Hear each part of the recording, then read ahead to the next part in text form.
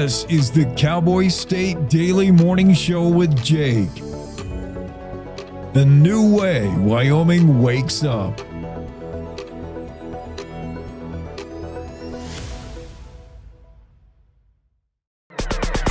It's time to take a look at what's happening around Wyoming. From the Cowboy State Daily News Center, I'm Mac Watson. A top Department of Energy official says the nuclear industry is finally at a tipping point after decades of stagnation. Cowboy State Daily's David Madison reports that as federal regulators are clearing the path for nuclear power projects, Wyoming is positioned to be a leader in a U.S. nuclear boom. Basically, when this undersecretary at the Department of Energy said that he's been waiting for the nuclear industry to hit a tipping point and he feels like it's tipping in the direction of Wyoming, in that Kemmerer is happening, in that we can develop the uranium resources that the state has. And then we have things like this Energy Dominance Fund, where there's going to be millions of dollars available to assist in the development of different energy capacities. And one of them could be the enrichment of uranium on its way to creating fuel. According to Bloomberg NEF analysis, global electricity demand is projected to increase 4.5% in 2026 and grow at least 2.8% annually through 2030. The jump is driven by expansion of electric vehicles, industrialization, and the rapid growth of U.S. data centers. When Wyoming's most decorated soldier returned to Vietnam as part of a Wyoming PBS documentary, Lee Alley didn't expect to meet a man who witnessed his actions at a battle that led to a Medal of Honor nomination. Cowboy State Daily's Dale Killingbeck reports that the words his former foe spoke changed his life. He got a Distinguished Service Cross, many more medals, and then went on to a life after the service here in Wyoming, but struggled with nightmares, and then returned to Vietnam just in the past year and met a former foe who knew exactly what happened that day. He said they hugged one another, and the man asked him, "Do you have nightmares?" And he said, "Yes, I have nightmares." And he said, this Vietnamese ex-soldier said to him, "Let's say from this point on, we're not going to have nightmares. Let's bury the past." With his 80th birthday coming in a couple of months, Alley can now go to sleep at night without nightmares that have plagued him since returning from Vietnam. I'll be back with more news from the Cowboy State Daily News Center right after this. This is another driving safety tip from WYDOT. Know before you go. Plan ahead, give yourself plenty of time, anticipate road conditions, and consider alternate routes. Make sure your vehicle's in good working condition. Proper tire inflation, fluids topped off, good wiper blades, and brake inspections. Visit wyoroad.info for road conditions, closures, weather forecasts, web cameras, and much more. This has been another driving safety tip from the Wyoming Department of Transportation. My name's Brady Thornock. I manage my family's ranch here in Uena County. Ranching teaches you to think long term, and it teaches you that Wyoming stays strong when there's real work here. That's why I'm building a data center on this ranch with a Wyoming company called Prometheus Hyperscale. This project will create thousands of Wyoming jobs, and it will use Wyoming's natural gas resources. We need to build Wyoming. I'm doing this for the future of Wyoming.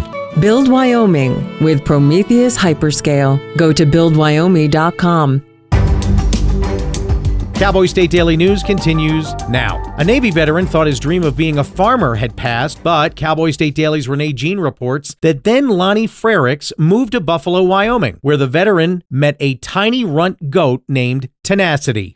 She was so tiny, she should have been a stillbirth, but somehow she lived. And there was just something about her spunk, the spark in her eye. He could tell she was still fighting to live. And so he decided to save this little goat and kind of, in a way, saves himself. You know, he's been in the military, seen a lot of terrible things, holding this little life in his hand. He didn't want it to die. Sometimes you do things because you're human, right? Instead of because they make sense economically. And not everything's about economics. Frericks is a relatively new Cowboy State resident, though an old hand at farming. After one of the warmest winters in Wyoming's history, trees in southern Wyoming are starting to bloom. Cowboy State Daily's Andrew Rossi reports that one expert, Shane Smith, former director of the Cheyenne Botanic Gardens, says it's the earliest blooms he's ever seen. The trees are responding to conditions as they are interpreting them. It's warmer now, and it's also drier, so they might not only be blooming because they sense it's safe enough to bloom, but they also might be in survival mode, anticipating drought ahead or already experiencing drought to the extent that they want to survive at whatever cost. So they're blooming early and trying to do what they can to propagate themselves while it's safe. Although trees and plants follow the same season as humans, they keep their own calendars. flowers. They tend to flower at specific times, but that's highly dependent on the environment. And that's today's news. Get your free digital subscription to Wyoming's only statewide newspaper by hitting that daily newsletter button at cowboystatedaily.com. I'm Mac Watson for Cowboy State Daily. When she was 19 weeks pregnant with Finn, Kelly went in for a routine ultrasound. The doctor knew that something was wrong when he looked at his heart and saw that there weren't any chambers and there were abnormal connections. After Finn was born, he needed multiple surgeries and procedures just so he could survive. He has had 17 procedures, including 2 open heart surgeries. To be perfectly honest, I can't see Finn even getting past birth without the American Heart Association. Finn's entire family is grateful to the American Heart Association. Their support of life-saving research and medical breakthroughs gave Finn a second chance at life. I love to go on bike rides with my daddy. Thank you for helping kids like me. Learn how you can join us in the fight to help prevent death from heart disease and stroke at helpheart.org today.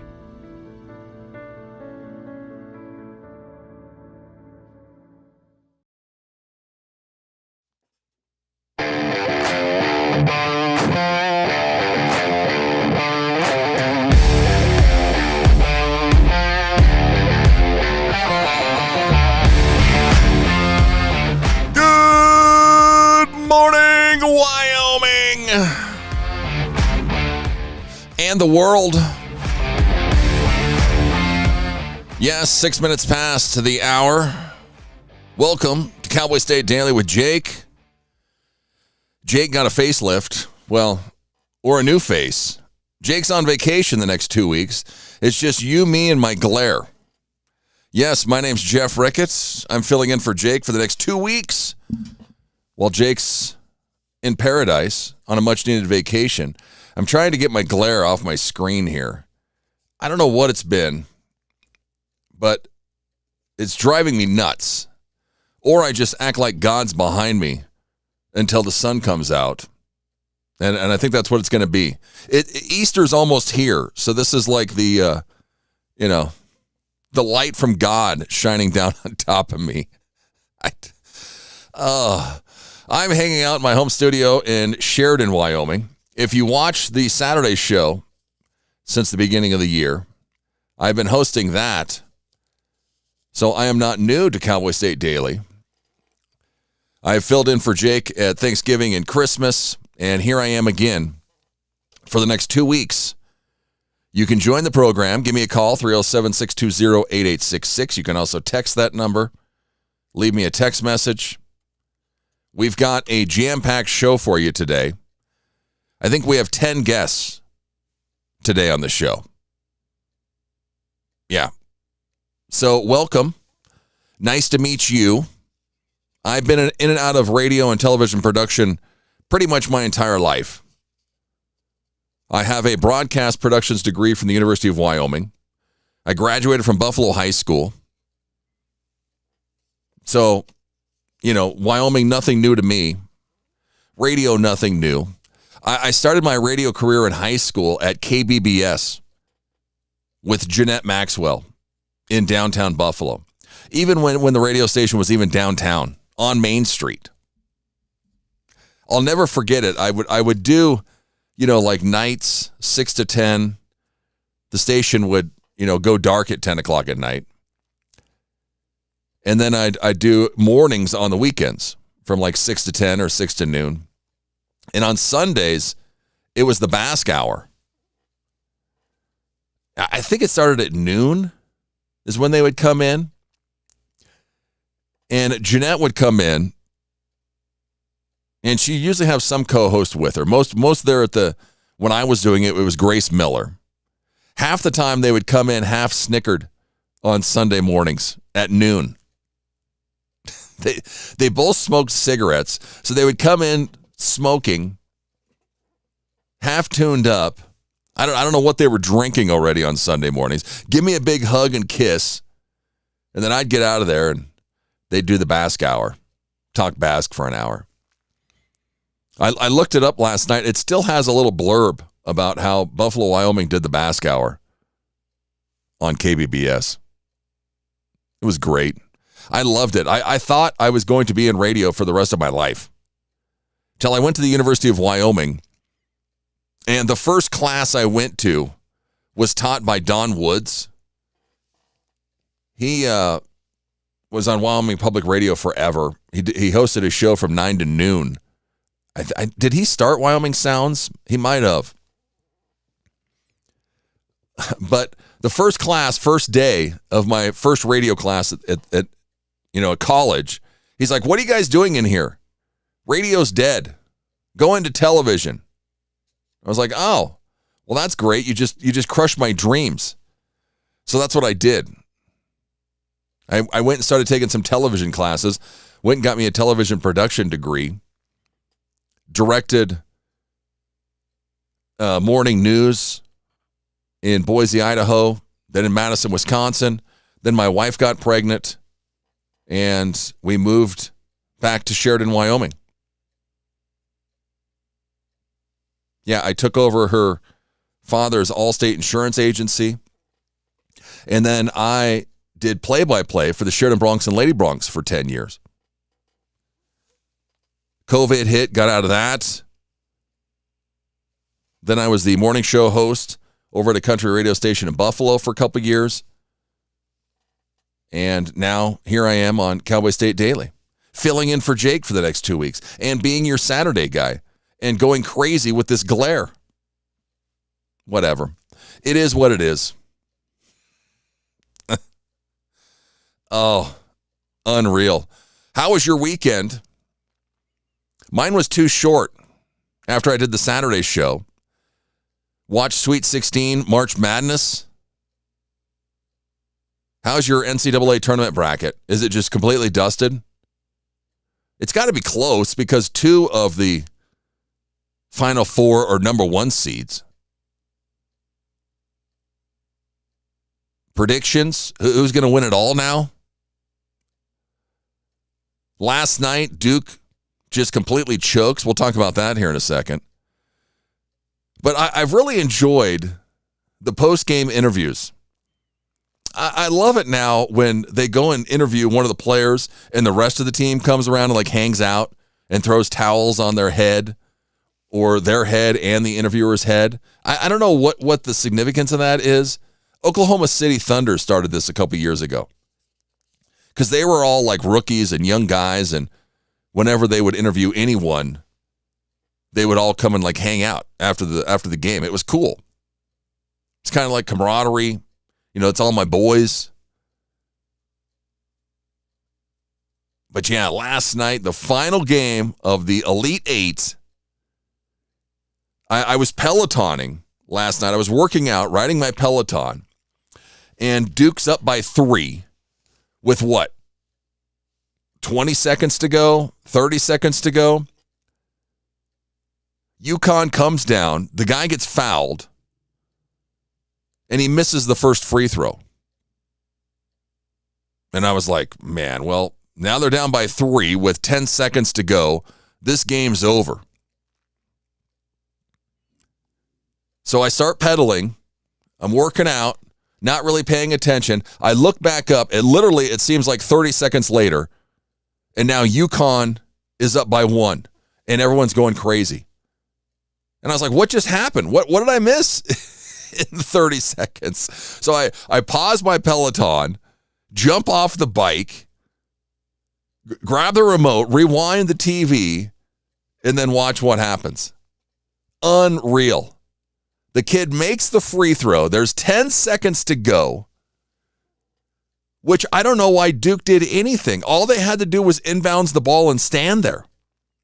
They inbounds the ball, throw it around to 2 guys. One guy gets it. He's got 2 defenders in his face, tries to throw it over the top of them. One of them tips it into the hands of another UConn player. He dribbles it up into their front court, passes it back to the kid, and he drains like a 35-foot shot for a 3-pointer at the buzzer and puts him up by 1. Well, I guess there was still 0.3 of a second left. Unreal. I don't know what Duke was thinking. But yeah, I couldn't believe it. Everyone was stunned. Here, I have the audio. Gonna cut and run through the ball, and who better than this guy? Get it into Boozer, back for Sarr, ahead, Boozer, that ball deflected and stolen by Mullins. Caravan, 2 seconds, Mullins tosses it up. Oh! It's good! We're point 3! UConn goes in front! Unreal. Point 3. UConn goes in front. What were they thinking? Unreal. I mean, I'm not a Duke fan at all. Probably my least favorite team. Let's see if we can. Mullins, Caravan, 2 seconds, Mullins tosses it up.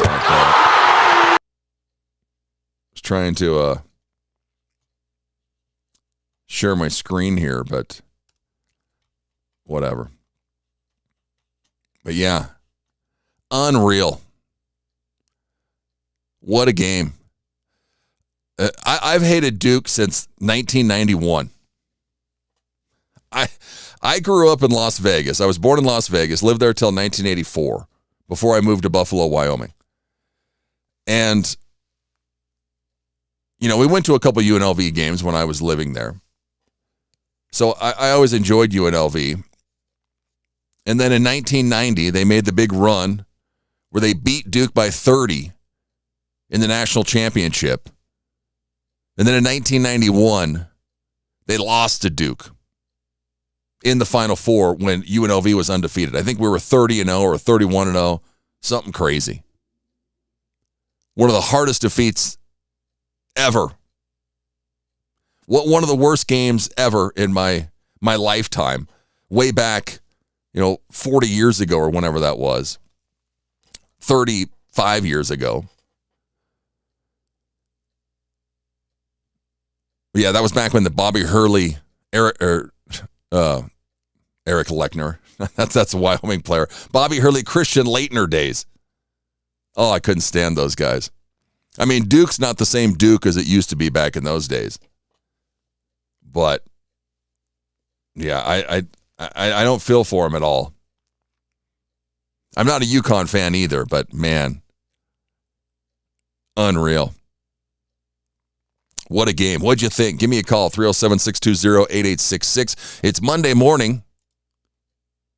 Do we have any listeners? One? Where's everybody at? Are they all on vacation with Jake? I know some people are on spring break. I think Buffalo's on spring break this week. And Jackson's on spring break. Sheridan was on spring break last week. So they're back in, or no, they weren't. It was 2 weeks ago was our spring break, right? I can't keep it straight. It's Easter week.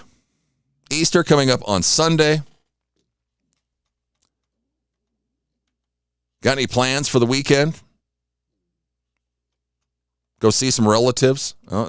Every time I turn on my Zoom, my system freaks out. Every single time. I guess we're just stuck with the glare this morning until the sun comes out. My cat Chunk sitting in the window, even though the window's not open yet, he's still hanging out with me. He's like, we're just hanging out in the window. But yes, coming up, Robert Short. He's a county commissioner that's thrown his hat in the ring for Secretary of State. A county commissioner from Converse County. He was the first to announce his run for Secretary of State. We will be chatting with him coming up next on the show. But yes, 10 guests today. We got a jam-packed show. I think he just entered the Zoom room. Let's take a quick time out.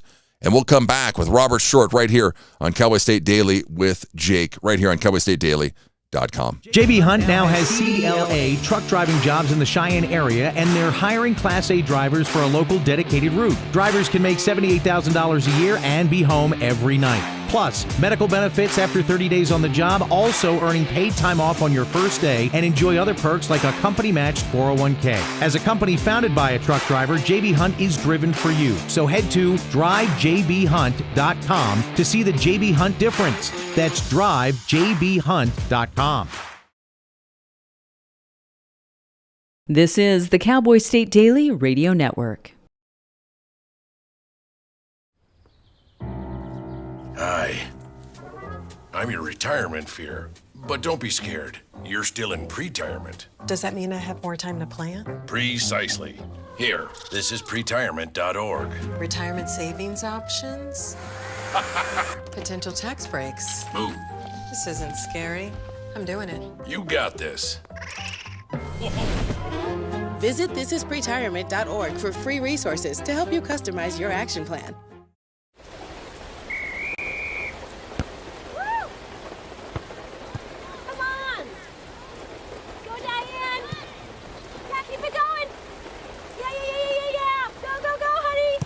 If you love them enough to drive an hour to cheer them on as they get beat 11-0 in the rain, then surely you'll check nhtsa.gov/the-right seat to make sure they're correctly buckled in the back seat. Throw that ball, Diane. Woo! You got this. So as a technical sergeant, E6. I served in Vietnam in 1969. I am a U.S. Army veteran. Have you ever helped a fellow veteran? Of course. Yes. Try to always be there for each other. I do my best reaching out to my brothers and sisters in arms. Have you ever asked for help yourself? It's always tough, right? I can't say that I have. I mean, If you don't have someone to kind of help you guide those thoughts, it can be really bad. eventually, you just can't deal with it on your own. I guess it's a part of the military too, right? Service before self. It was drilled in, service before self. And you start to question, maybe people would be better off without me, When you realize that you're not alone, once you take that first step, there's so much support.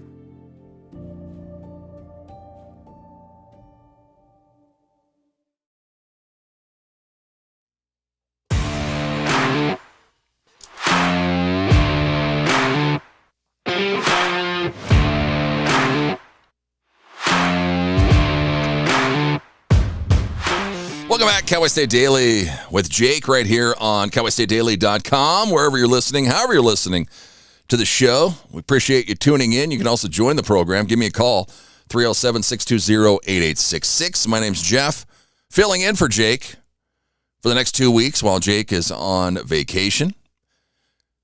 You can also text the line, 307-620-8866. I'm not awake yet because I just told you that Converse County Commissioner Robert Short was coming up next. He's coming up at 6:45 this morning.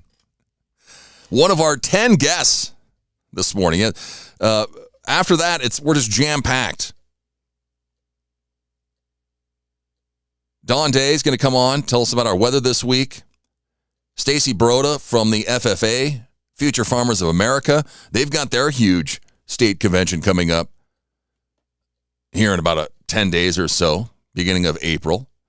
Reporter David Madison's coming on. Sam Borgi, I think that's how you pronounce it. It's like Corgi with a B. He's coming on talking about Easter candy prices, which are ridiculous after I read some of those stats. Unreal. Brian Walker, the co-owner of Cassie's Steakhouse in Cody, they're going to have their grand reopening coming up in April. Dale Killingbeck, one of our reporters, he's been very busy. Mac Watson in the third hour, and then Scott Schell, an entomologist at the University of Wyoming's Extension Office. He's going to come on telling us how awful bugs are going to be this summer. Yesterday when I got out of the shower, there was a fly in my bathroom. I was like, is that real? Already? Come on. We've already got bugs. Yeah.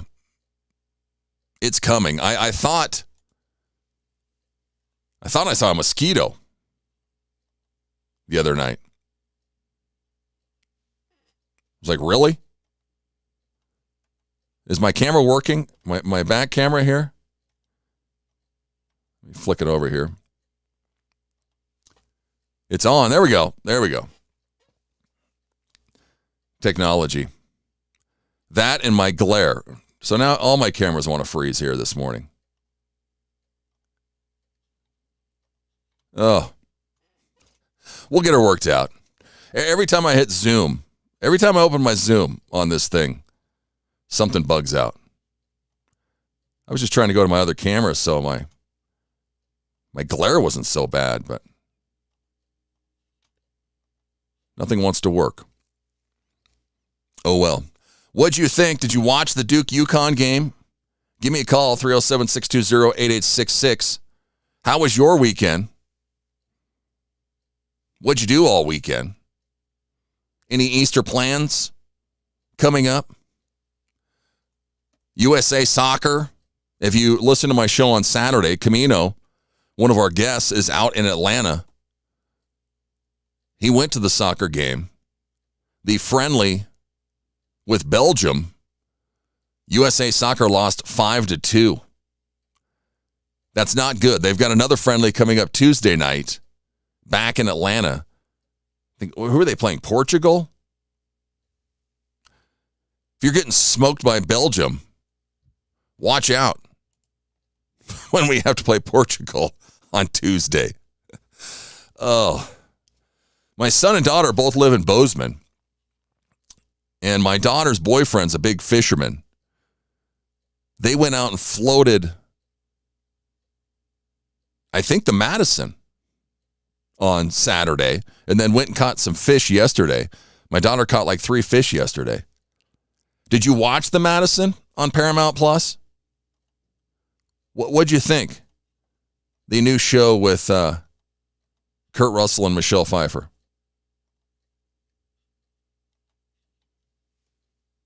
I was like, just go out there and is that picture that they keep showing in the show of the river where it's like, like 3 different streams all in one stream. It's an impressive shot. I was like, go and see if you can find that shot or if that's real or if that's Hollywood magic. I don't know. But okay, I'm still on the air. That's good. I was like, my camera keeps freezing. Everything's still streaming. So that's good. But yeah, it's Monday. I think a lot of people are on spring break here. Where's everybody at? Where's all of our listeners? Where's all of our watchers on YouTube? Are you watching us on Facebook? Do you watch Jake on something else besides YouTube? I guess I promote YouTube on the Saturday show. So most of my peeps are watching on YouTube. But maybe they're watching on Facebook or X. Facebook, X, YouTube, right there on CowboyStateDaily.com. Mark says, good morning, Jeff. Good morning, Mark. Thanks for watching. You can also text me on that number, 307-620-8866. I like to interact with my listeners. You can give me a call. It's just me and you until 6:45 here before we've got the county commissioner coming on the show. But yeah, did you watch the Madison? What'd you think? It was only 6 episodes in season 1. I don't know. It wasn't the greatest show that I've seen, but it was pretty good. It leaves it wide open at the end of the first season. I know that they just wrapped up filming season 2, like in November or December. So hopefully we don't have to wait, which we probably will have to wait like 6 months until we see season 2. The big news over the weekend, Tiger Woods. Man. Well, it was Friday. It was Friday afternoon. I'm sitting there watching the NCAA games. And they break in. Oh, Tiger Woods has been involved in a rollover accident. I was like, come on, Tiger. Again? How many times do we have to go through this? And then, like an hour later, my wife goes, yeah, he was arrested on DUI charges. I was like, what's he hammered at 2 o'clock in the afternoon? Well, his breathalyzer came back 0.0, so he wasn't drinking, but he's on pain pills or something. I don't know what he's on. We'll find out, maybe. But I guess after they took him into custody, police said Woods was under the influence of some type of medication or drug when he flipped his Land Rover while trying to speed around a flatbed truck around 2 o'clock in Jupiter, Florida. He was like 3 miles from his house.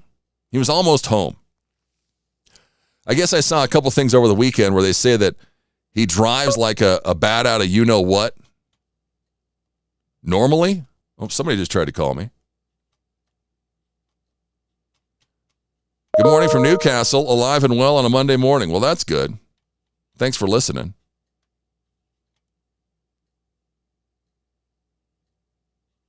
Yeah, it's just crazy.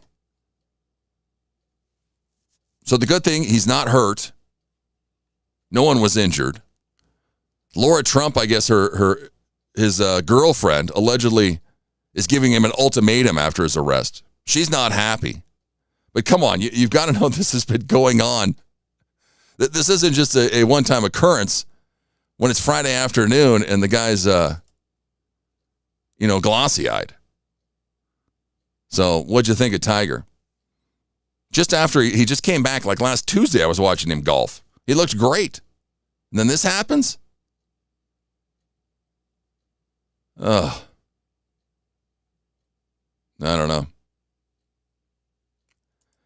This is a pretty cool story. This Glen Rock couple unearths mystery Cheyenne Frontier Days coin along the riverbank. I guess back, they used to have frontier bucks that you could use like currency at the Daddy of 'em All rodeo and events. And they found one. Where was this? She was out looking for rocks. And they found this Frontier Days buck laying along the North Platte River on a warm February day. Yeah, shocking. Isn't usually a great time for rock hounding in February.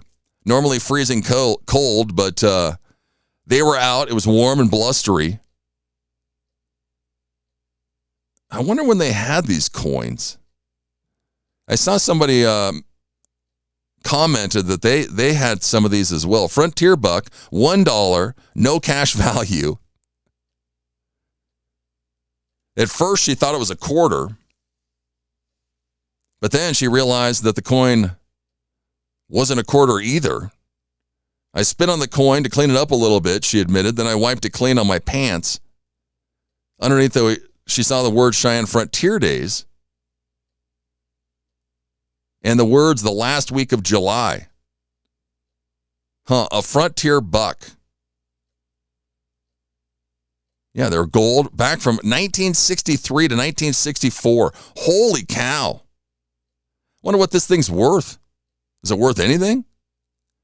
She doesn't care what the coin's monetary value might be. I'll never sell it. Well, that's cool. Which, yeah, pretty sweet story there.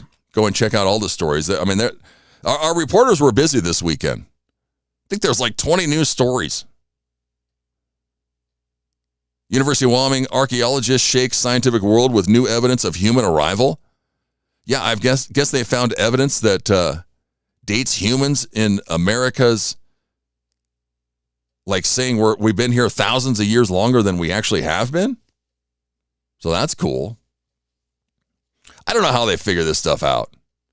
You know, when you're driving up the Bighorn Mountains and they're like, here's a section of rocks that are 17 billion years old. It's like, oh yeah? How do we know that? But they're smarter than I am. That's obvious. But yeah, pretty sweet.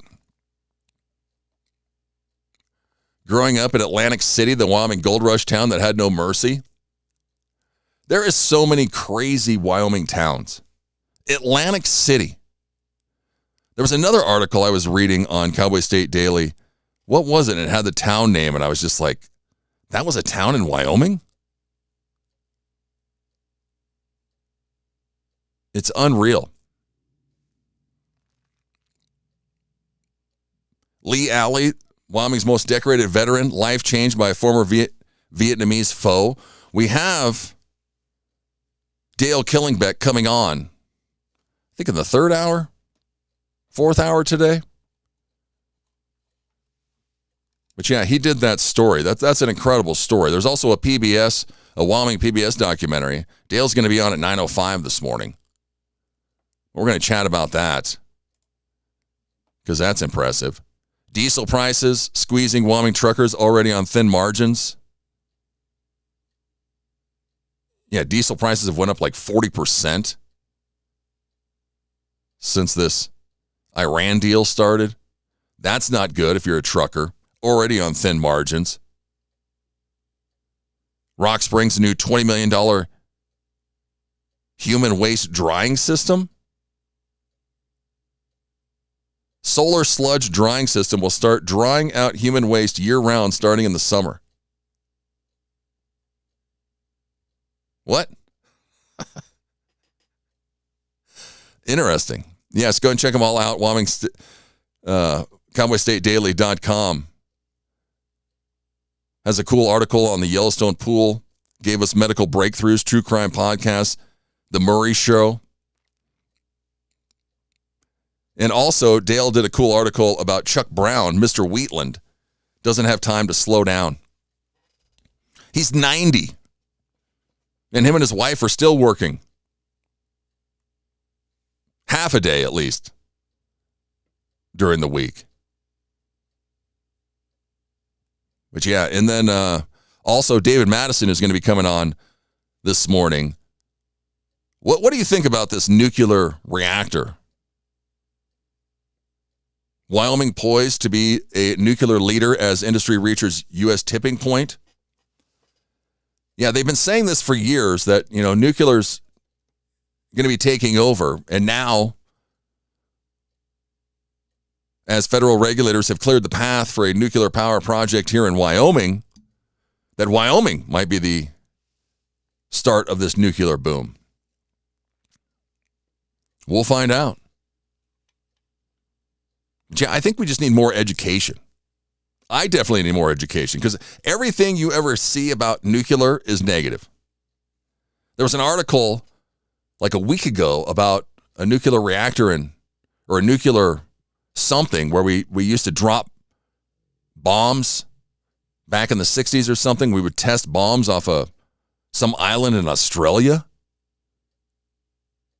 And now they built a dome around it to keep the nuclear waste there, but it's starting to leak. Just, I don't know. And they're like, no big deal. There's nobody living out there, even though the water from the ocean's starting to seep into it. But we're fine. No big deal. Yeah, it's crazy. So we'll talk to David here on the show this morning. But yes, 10 guests coming up. We are jam-packed from here on out. If you want to send me a text message, 307-620-8866.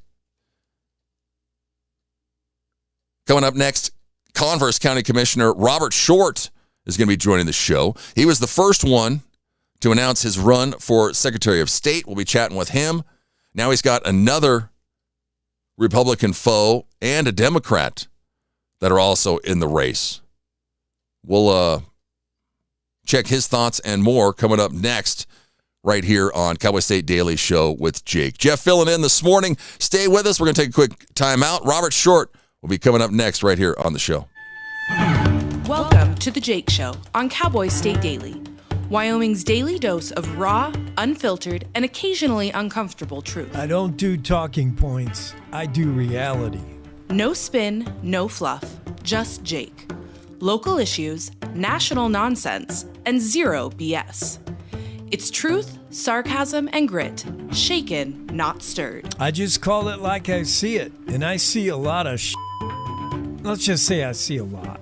From the capital to the county fair, if it matters to Wyoming, Jake's got something to say, and he's not asking permission. The West was built by people who weren't afraid to speak up. I'm just keeping the tradition alive. The Jake Show, weekdays on CowboyStateDaily.com and wherever you get your dose of reality. Not for the easily rattled, perfect for everyone else.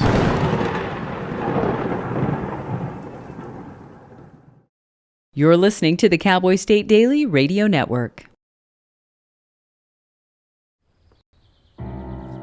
Hi.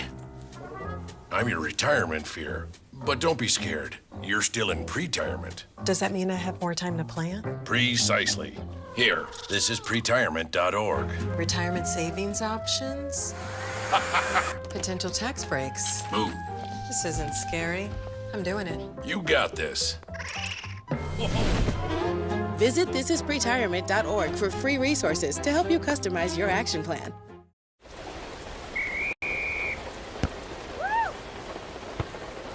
Come on! Go, Diane! Yeah, keep it going! Yeah! Go, honey! If you love them enough to drive an hour to cheer them on as they get beat 11-0 in the rain, then surely you'll check nhtsa.gov/the right seat to make sure they're correctly buckled in the back seat.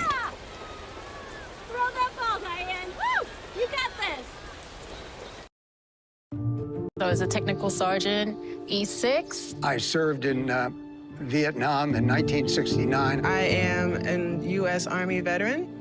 Have you ever helped a fellow veteran? Of course. Yes. Try to always be there for each other. I do my best reaching out to my brothers and sisters in arms. Have you ever asked for help yourself? It's always tough, right? I can't say that I have. I mean, If you don't have someone to kind of help you guide those thoughts, it can be really bad. Eventually, you just can't deal with it on your own. I guess it's a part of the military too, right? Service before self. It was drilled in, service before self. And you start to question, maybe people would be better off without me, When you realize that you're not alone, once you take that first step, there's so much support.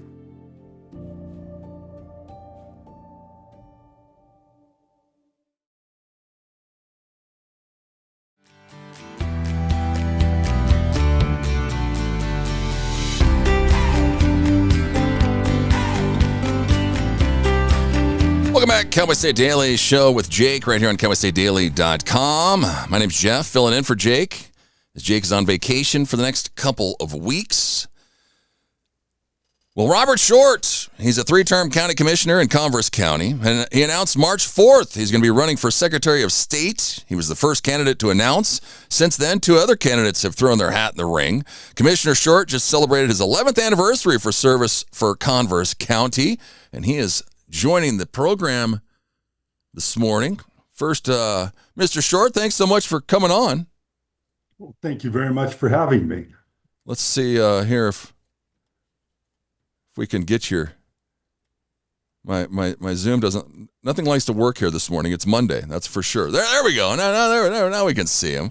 So, yeah, 11 years of service. Congratulations. Well, thank you very much. It's been a great honor to serve the people of Commerce County and the people of Wyoming. Yeah, you ran for U.S. Senate, I think last year or something. Why Secretary of State now? Actually ran for U.S. Senate in 2020. Oh, it's back in 2020. In 2020 that masks my memory. I can't remember what it was. 0 stars, do not recommend. Yeah. Why Secretary of State? I love my state. And quite honestly, it's important that the Secretary of State's office focus on the constitutionally described responsibilities. Some of that is helping protect the seniors of our state from financial fraud, which has grown rampant over the past few years. And it's something that's near and dear to my heart as I see people close to me have their life savings swindled from them by digital scammers. Oh, it is so important to us.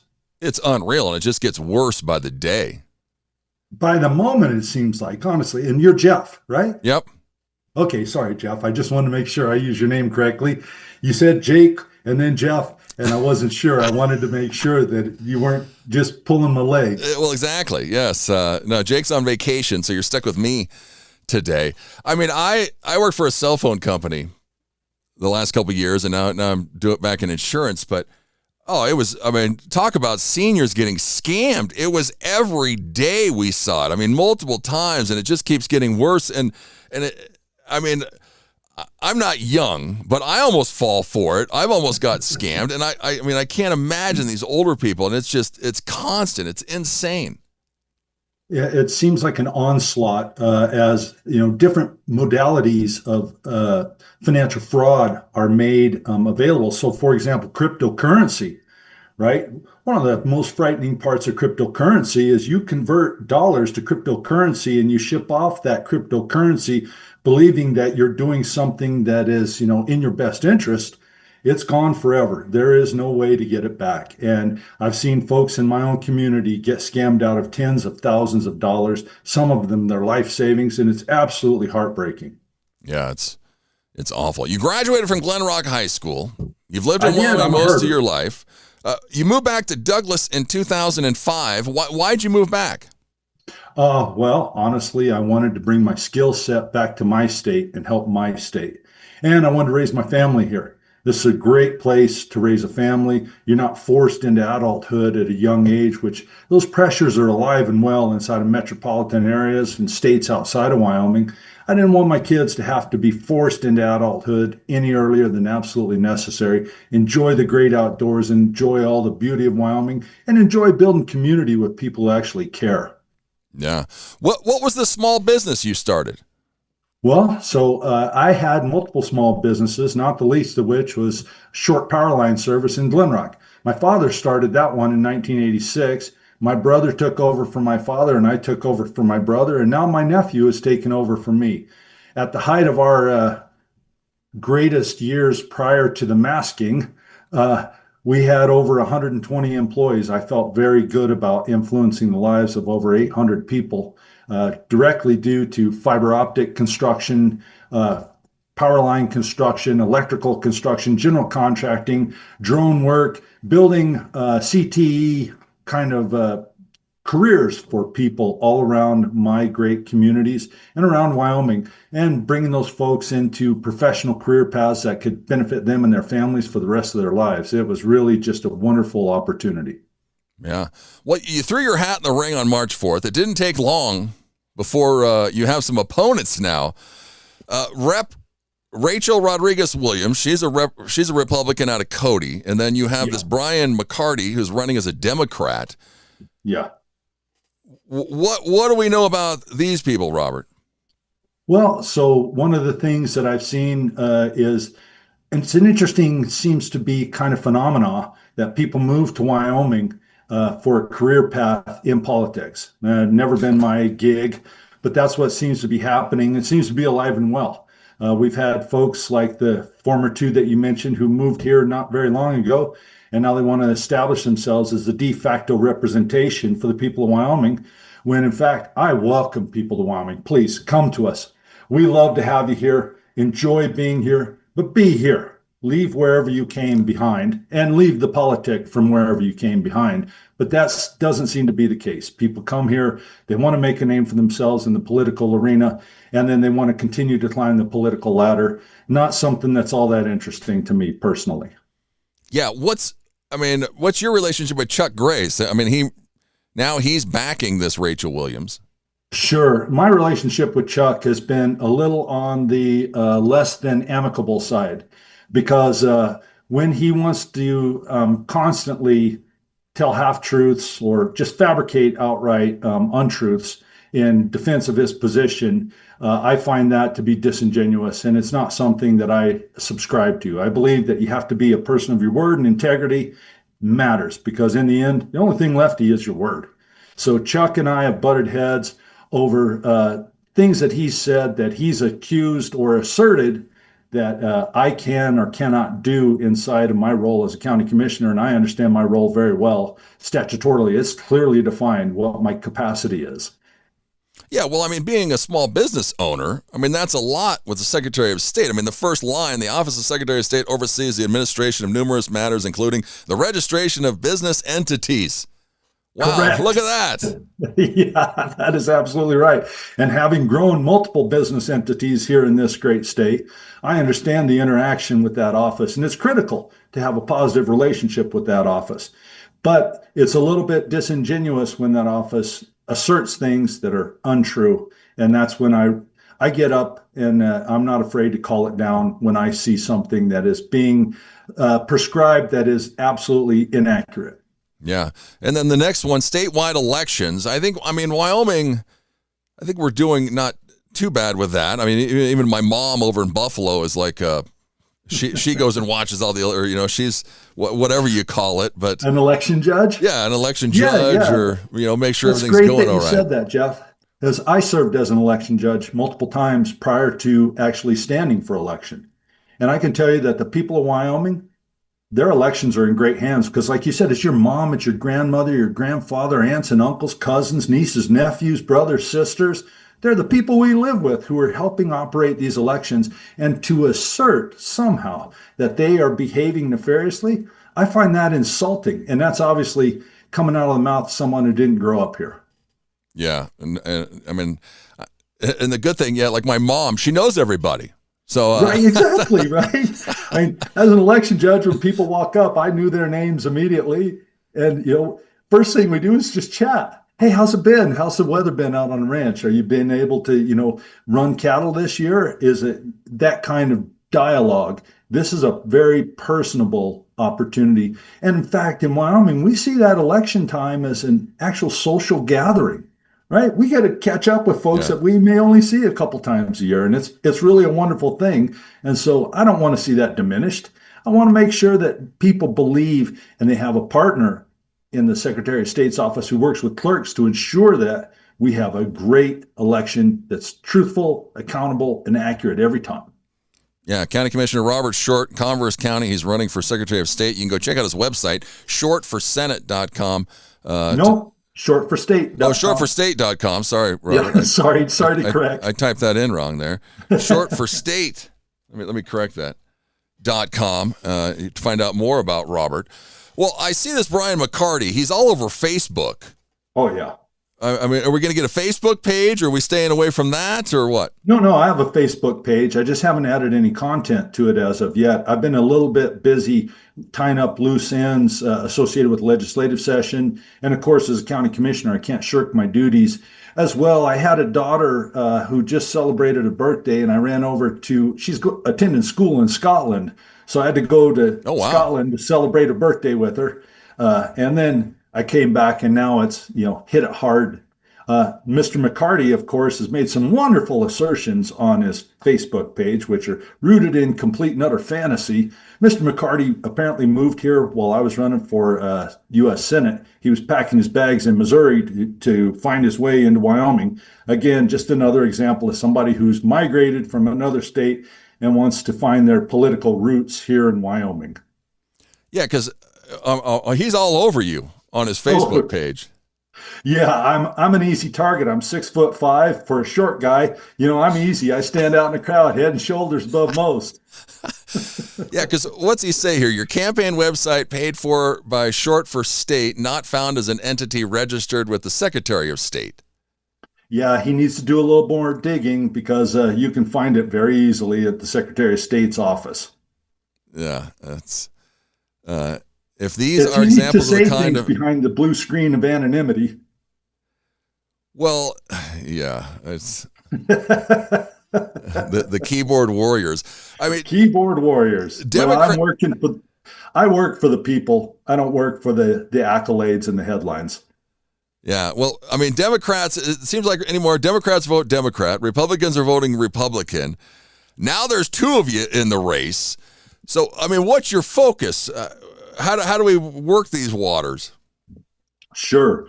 Well, I think that a guy from Wyoming really understands Wyoming and the people of Wyoming and is focused on Wyoming. I'm not somebody who moved here so that I could bring whatever I think Wyoming needs to Wyoming. I'm a guy who grew up here. I have friends and family across this great state. And I think understanding the differences of my perception of Wyoming and what's reality in Wyoming are two very different things.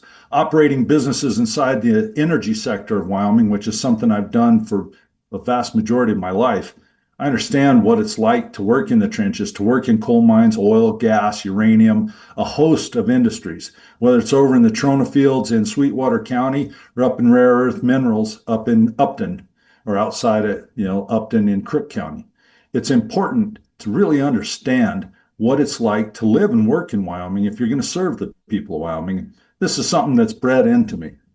Yeah. Well, speaking of energy, I mean, we've got a couple stories on cowboystatedaily.com. One about coal, our coal might be, we got to do something about that before 2030. And then now this nuclear plant. What do we think about all this? Yeah, so obviously we have to increase our coal availability. If we're going to continue to have a stable base load generational capacity, we have to ensure that we have that raw feedstock. And when we look over at Kimmer at the Natrium plant, that's the nuclear fired power plant you're referring to. Wyoming's been a nuclear source for raw fuels since the early 50s, believe it or not. We are a very stable source for nuclear fuels. And it only makes sense that we should utilize more of the nuclear fuel cycle inside of our great state. We've been really hamstrung by this kind of extract it and ship it out kind of situation that we've been in for much of our statehood. We need to do some more value add and converting nuclear fuel, the raw fuel U-2308, converting that yellow cake into hexafluoride gas and then going on through enrichment and turning it into nuclear fuels is something that would be just absolutely beneficial to us here in this great state because we'd get more and more value out of that mineral rather than just sever it and ship it. So, and the nuclear reactor, of course, that's another base load element that can only help bolster our ability here in this state to contribute to the national security in our country that's associated with reliable, affordable electrical power. Yeah.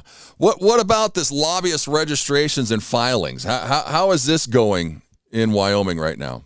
Yeah, so that's some interesting stuff, right? Especially what we saw happen at this legislative session. Somebody who registered as, the media or is acting as a lobbyist and registered as media, registered as lobbyist or not registered. I think that's really something that needs to be addressed because quite honestly, you have to operate inside of the sandbox, whatever the sandbox is. And I think that having very well-defined walls around that sandbox is something that the people of Wyoming deserve. They need to know who is allowed or is registered to do whatever function they're purporting to carry out. And that is something that, I will absolutely be pushing on. Yeah, we got a couple of minutes here. Because what do you think about the checks getting handed out on the floor? Well, I think it was very distasteful. I think that the optics on that looked just absolutely terrible. And I mean, you mentioned Miss Rodriguez. She said that if checks were handed out, that's bribery. And those are her words. So I'm curious how she feels about that, quite honestly. I thought it was very distasteful. Absolutely. It looks terrible. Now, some folks say, well, what happens behind the scenes is, we don't even know what happens behind the scenes. Well, that's what campaign disclosures are all about. You get to see who contributed and what they contributed, other than through PACs. Obviously, super PACs can shield the donors from the public, and I don't agree with that either. Yeah. So we got about 45 seconds to go here. What are we going to do on the campaign trail? When do we start amping up? When do we get ads? What's going to happen here? Yeah, so that all starting to gain momentum this week. I'll be traveling around the entirety of the state. I will be in every county at least one time because I know county commissioners in every county. I know people in every county, and I will be visiting folks in every county. I'll try to make it to every municipality, every senior center especially. Let those folks know that Secretary of State Robert Short has their back. Yeah, go and check him out, shortforstate.com. Robert Short, running for Secretary of State here in Wyoming. Well, good luck to you, Robert, and thanks so much for coming on the show. Thank you, Jeff. I appreciate the opportunity to be here. Thanks a lot for all you do for our great state. Yeah, thank you. Have a great day. Thanks, you too. There he is, Robert Short. Go check him out, shortforstate.com. See more about Robert right there on his website. He does say he has a Facebook page. It's coming, just no content on it just yet. So we're about to the top of the hour. We'll head to news, and then Paul Urich is going to come on, talk about the outdoors, because yes, it's every weekend I keep going, I need to go do something. It's way too nice out here. He'll come up, tell you next, right after the news here on CowboyStateDaily.com. It's time to take a look at what's happening around Wyoming. From the Cowboy State Daily News Center, I'm Mac Watson. Sovereign citizens in Wyoming challenge traffic laws and court authority with fringe legal theories and rarely, if ever, work. Cowboy State Daily's Dale Killingbeck reports that criminologists and sheriffs say the movement persists mostly online, but there's sometimes a tense roadside encounter. They like to go without driver's license, insurance on their cars. There's lots of videos of them on social media of them being pulled over by police, and then it's not ending well for them. Usually a bunch of police show up and pull them out of the car and they go to jail. And then they fight it in court. And this professor that I talked to from the East Coast that has studied them said that they're people that just don't want to follow the government, and they don't believe in licenses, even marriage licenses. Social media is full of videos of people who claim they don't need to have a driver's license, car registration, insurance, or other legal documentation because of their constitutionally protected rights. Wyoming Representative Abby Angelos is running for the Gillette area Senate seat now held by Eric Barlow, which means House Appropriations Chair John Baer will not. Cowboy State Daily's Claire McFarland reports that Baer doesn't like it when conservatives run against each other. So Abby Angelos and John Baer both are in that district, both in the House, both on the most powerful committee in the House, Appropriations. Which of them is going to run? And then Representative Angelos declared early last week. So I asked Representative Baer, I said, so what about you? Are you going to run? He said, no, I wouldn't run against Angelos. I resent when conservatives split the vote. When Baer was asked by Cowboy State Daily if he would run for his House seat again, he said he wasn't ready to declare his intentions just yet. I'll be back with more news from the Cowboy State Daily News Center right after this. This is another driving safety tip from WYDOT. Know before you go. Plan ahead, give yourself plenty of time, anticipate road conditions, and consider alternate routes. Make sure your vehicle's in good working condition. Proper tire inflation, fluids topped off, good wiper blades, and brake inspections. Your GPS might be wrong when it comes to the passability of alternate routes. Visit wyoroad.info for road conditions, closures, weather forecasts, web cameras, and much more. This has been another driving safety tip from the Wyoming Department of Transportation. My name is Joanne, and I'm a mom of 6 here in Casper, Wyoming. When you raise a family here, you don't just think about today, you think about the future, where your kids will build their lives and where your grandkids might grow up. What worries me is that my kids will have to leave Wyoming to find good, high-paying jobs. That's why Build Wyoming matters to me. Data center jobs are high-quality, high-paying jobs, the kind that give families a real reason to stay and build a future here. Give our kids and grandkids a reason to stay, and they will. Build Wyoming with Prometheus Hyperscale. Go to buildwyoming.com. Cowboy State Daily News continues now. Rock Springs' new solar sludge drying system will start drying out human waste year-round, starting in the summer. Cowboy State Daily's Andrew Rossi reports that Mayor Max Mickelson says the system will take care of the waste byproducts of humanity without stinking up Rock Springs. It'll be a big enhancement for the community while providing them with a Class A grade of fertilizer that they can use that is certified for human consumption. So they are using human waste to grow agricultural products in Rock Springs because that's what this new facility will allow them to do and produce a high volume of it year round without any smell. The project's centerpieces are the 2 Huber Solstice sludge turners manufactured by Huber Technologies in Germany. It will be the first solar drying facility in the state of Wyoming and only the 4th of its kind to be built in the United States. Wyoming has 13 100-year-old dude ranches, half of the 26 centennial ranches in the West. That's according to the Dude Ranchers Association. Cowboy State Daily's Anna Louise Jackson reports that they're all featured in 100 Years of Dude Ranching, which documents the industry's century of Western hospitality. So a couple of years ago, they were talking about what they could do to celebrate this anniversary. And Jay Wells, who owns a portfolio of dude ranches, asked a pretty simple question. How many dude ranches have been around for that 100-year period? And no one knew. So that kind of started this rabbit hole of research to find out how many dude ranches have been around for 100 years. And they decided to put together a book. So 100 Years of Dude Ranching is the book, and Jay Wells is the publisher. The team behind the book was strict about the criteria it had established. To be included in the book, a dude ranch must have been accepting guests in 1926. Had they expanded the criteria, the list would have been even longer. And that's today's news. Get your free digital subscription to Wyoming's only statewide newspaper by hitting that daily newsletter button at cowboystatedaily.com. I'm Mac Watson for Cowboy State Daily. If you're watching this, I didn't make it. Thanks to people like you and the American Heart Association, my family never had to see this video. I was a healthy 47-year-old, no symptoms. But then my doctor discovered I had a bad heart valve that was beyond repair. The scariest day of my life was when I was sitting on a gurney. Deep down, you know, this could be it.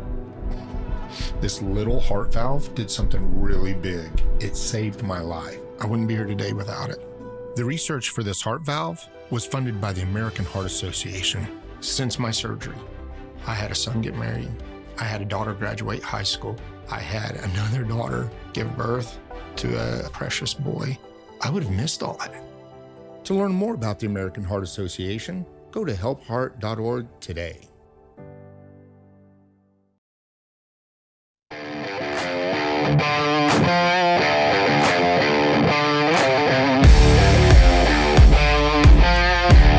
Welcome back. Cowboy State Daily with Jake right here on cowboystatedaily.com. My name's Jeff. Filling in for Jake for the next 2 weeks as Jake is on vacation. Much needed rest here. Rest his voice before he comes back. Well, we'll see. We'll see how that's going for him. Paul Ulrich, he's an outdoorsman. A prominent figure in Wyoming outdoor community, known for his extensive experience and contributions to the state's natural resources. He's the vice president at Jonah Energy LLC, oversees government and regulatory affairs of one of North America's largest natural gas fields. He's hanging out in the Zoom room here this morning. Paul, good morning. Good morning, Jeff. How are you? Excellent. Thanks so much for coming on. Where are you at this morning? Well, I am in Pinedale, and the sun is coming up, and it looks to be a beautiful day. And hey, Jeff, I did want to comment before we get into some other topics on the Dude Ranch story. That's a great story. Yeah. Coincidentally, I think Jimmy Orr is roughly 100 years old too. So I wonder if he has any memories of those first dude ranches opening up when he was a child. It's worth asking. So he's listening. We'll see if we get a response out of him. That's crazy. Well, at his age, I don't know. So that could be a problem. So. It'll take him a minute or so. What's your favorite dude ranch, Paul?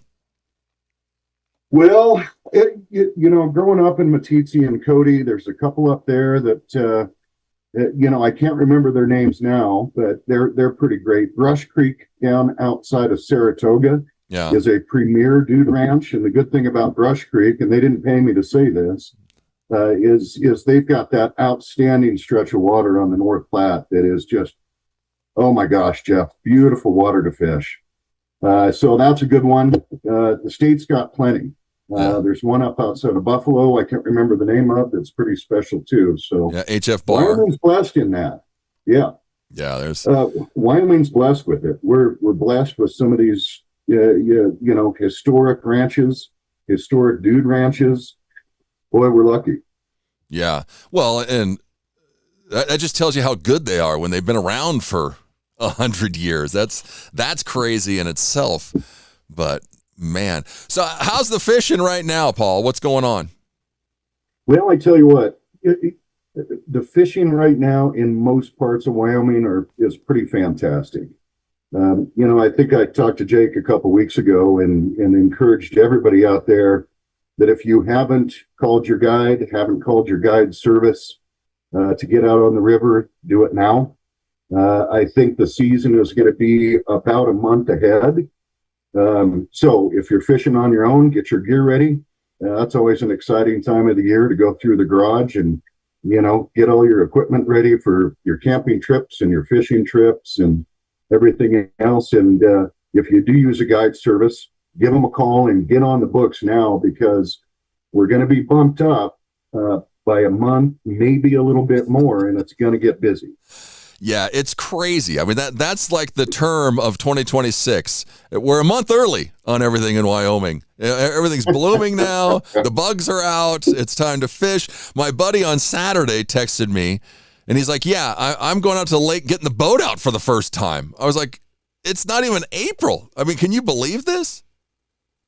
Well, I ran into a buddy of mine who 2 months ago, this was in January, had his boat on Fremont Lake for about a half a day. Insane. That is just insane. So, yeah, that is insane. It's crazy. So, I mean, if you're fly fishing, what are we using? Do we have to, we got to mix that up? What's going on? Well, it's just a little bit early. So, a lot of us say any time of year is a great time for streamer fishing. And that certainly is the case right now. Outside of that, you're going to be using, a lot of worms, a lot of, below the water bugs, in traditional nymphing. We're not going to see any good dry fly action for a few months, but yeah, and it depends on river. What fishes well in the North Platte right now out of Casper is a little bit different than Mop and certainly different over here. But the fishing is good. Yeah, my daughter's up in Bozeman, and she went out and she caught at least 3 fish yesterday. I was like, well, way to go. But I don't know what she was using or what. But yeah, fishing's great right now. Oh, it sure is. Yeah, and I think it's going to stay steady until we really start to see the runoff. And then we have that couple weeks of a flush, and then we can get back at it. So yeah, it's all good. Just a bit early, so we need to take advantage of it. Yeah, are you booked already, Paul, or how's your schedule? Getting there. I think everybody's a little curious about when they want to come out, especially when you talk about the real peak season for dry flies, which is typically July. So I've got clients, and I know other guides too, that are looking at schedule, and we're trying to figure out for that stretch what the best window is to get out to Wyoming. Because what you don't want to do this year is wait too late if we don't get significant spring moisture, or we get into an August like last year where it was not autumn. So, it's always a guessing game, Jeff. It really is. Yeah. So, any time of the season. So, yeah, the good news is, though, I was out and about a little bit this weekend, and what I saw was pretty encouraging on the wildlife side. I saw a lot of courtships with the birds. That's always great. Watched a couple of hawks for a couple hours do their dance. And based on the current level of habitat and the mild winter, I'm hopeful we could have a bumper crop with some of our wildlife, in particular deer, antelope. Boy, wouldn't that be nice after the winter we had a few years ago? Yeah. So we'll see. We'll see. Yeah, so it's looking promising anyway. So that's good news. Well, as many deer as in Sheridan. I mean, they're all in town. We've got a bunch here in Pinedale too, and I got a picture of truly almost a world-class buck that is sitting in the neighborhood down in Kemmer. And he's not only huge and gorgeous, he's clearly pretty smart. He's not going anywhere, and he's not going to go anywhere in the fall either. He's going to get old and fat sitting in the neighborhood in Kemmer. It's fantastic. Yeah. Oh, he knows. He's not stupid. But, absolutely. It's been kind of cool. And I don't know. I've had 2 ducks, a male and a female duck. They've been roaming around my neighborhood for like the last week. Every morning I see them. I don't see them today because I'm talking about them, but they're either in the front of my house or in the back of my house. And I'm like, are you guys lost? Are you here too early? Or is this right, Paul? Or should they be here now? Well, nobody knows anymore. Yeah, exactly. That's the problem. I mean, except for Dawn Day. Yeah. If anybody knows anything, it's Dawn. The rest of us just live under his shadow. I can't tell you. Everybody's talking about it. It's a bit of a crazy winter. But back to what I was saying earlier, despite all that, it's time to get ready for spring. It's time to get ready for summer. We can all start exercising a little bit more, getting our garage cleaned out. Start thinking about camping and more fishing and a little more time outside. So I love the spring for that. Yeah. It's time to reset, refocus, and really dialed in on what to do with our summer, because we don't have much of one. Well, at least we didn't. Yeah, you're gonna have a little bit longer one this year. So get your gear out. Go check, make sure everything's good. Your tent, your sleeping bag, all your fly fishing stuff. Where do we guide people, Absolutely. Paul? Is it mostly around Pinedale? Do we go around the state? Where is it? Well, I stay pretty close to home here in Pinedale. Through Two Rivers Fishing Company. And that's where people can get a hold of me and other outstanding guides in the area, and we're going to take you on the Green. We're going to take you on the New Fork. You get up to Casper. There's some great guide services up there. Jeff, I think you saw the story in the explosion of the fly fishing, industry in Thermop, which you could see coming. So now you've got plenty of options in Thermop too. So those are the three big hot spots right now. Wow, Thermop blowing up even with fly fishermen. Well, we saw it coming. That stretch of river is pretty special. You always worry about overcrowding. And I'm really pleased, that the legislature was able to recognize that we could have problems with our fisheries and overcrowding by commercial boats a couple years ago.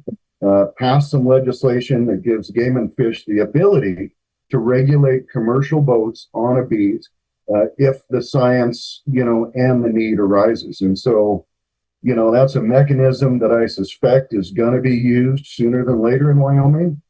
We've also got registration in place for commercial boats, which is a first. So we're creeping away from being the Wild West when it comes to fly fishing guides. Slowly, and it's a measured approach, Jeff, but it's needed. We don't want to go crazy, like our neighbors to the north and south. We need to do it our way and make sure we protect our fisheries, and we're getting them. So it's just going to take a lot of vigilance, and we'll see where it goes. Yeah, we don't want to ruin a good thing. That's for sure. Not. Did you watch the Madison, the new Taylor Sheridan show? I have not yet. Because it's about Kurt Russell. He's a fly fisherman. I heard that. Yeah. Is he any good? Well, I don't want to spoil it, but you got to watch the first episode. And there's not too much fishing after the first episode, but it's all around Livingston and Bozeman area and New York. So the scenery is just amazing.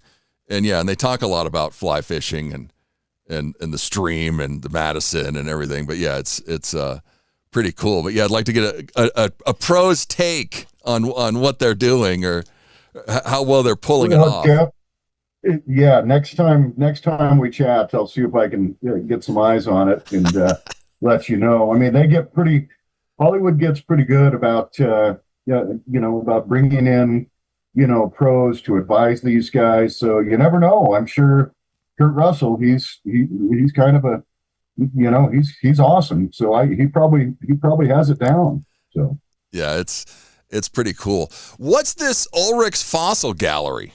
Is this in Pinedale? Where is this? No, this is out of Kemmer. And if you're looking for something different to do this summer, come dig a fossil with us. My grandparents started this business back in the late 40s. We quarry fossil fish from the Green River Formation. So if you've ever seen a fossil fish on a wall, Jeff, chances are that came from our quarry at one point. They're all over the state and in the Smithsonian and elsewhere. And in the summer, we open our gallery and we open our quarry, and we let people come experience, the kind of amazing journey of digging up a 55 million year old fossil by themselves. And that's in our quarry just outside of Kimberly. It's a fantastic trip. That's awesome. Well, there's a reason to go to Camera right there. Absolutely. Yeah. Wow. So what have we got planned this week, Paul? What's going on? Well, clearly day job, but we've got Easter coming around the corner, and I've got some family here, so we've got to figure out, if the weather holds, what we're going to do outside with a few little kids. May take my nephew fishing if we can find some time, and my nieces, and just enjoy all that Pinedale has, and certainly a little bit of time with family. Yeah. It's always the best of times. So, well, exactly. And tell people how can they get a hold of you, Paul? Well, Ulrich Fossil Gallery, you can look that up online. For the fly fishing company, I work for Two Rivers Fishing Company here in Pinedale. Pretty easy to find me. Yeah, go and check him out, Paul Ulrich. Well, Paul, thanks so much for coming on the show. Hey, you bet. Glad to do it. Yep. Have a good morning. Yeah, you too. Dedicated route. Drivers can make $78,000 a year and be home every night. Plus, medical benefits after 30 days on the job, also earning paid time off on your first day, and enjoy other perks like a company-matched 401k. As a company founded by a truck driver, JB Hunt is driven for you. So head to drivejbhunt.com to see the JB Hunt difference. That's drivejbhunt.com. This is the Cowboy State Daily Radio Network.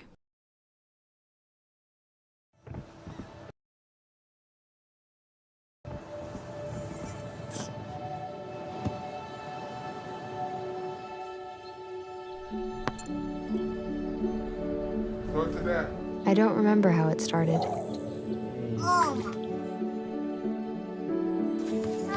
Our back and forth. Victory. Fumble. Repeat. It always came back. Dad! Okay, here we go, throw it! Yeah. You probably don't remember what you told me, That was perfect. but I heard every word. Nice.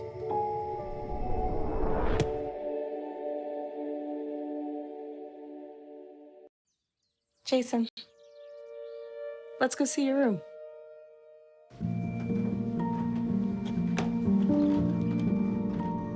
What do you think? We kept it a little spare, so you can decorate it how you like.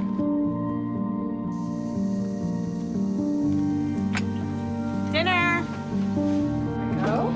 Excellent. Soccer is fun. Yeah, I saw you guys out there.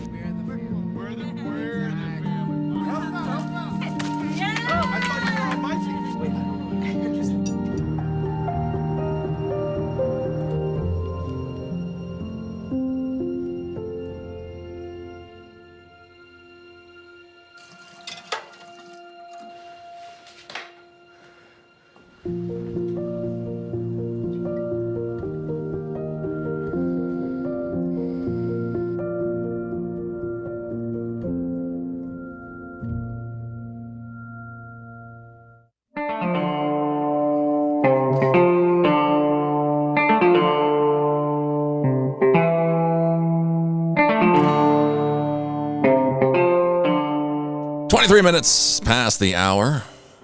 Cowboy State Daily Show with Jake right here on cowboystatedaily.com. My name's Jeff, filling in for Jake as Jake's on vacation this week. You can give me a call, 307-620-8866. You can also text the number. Send us a text message this morning if you're watching on YouTube. Send us a message on there as well.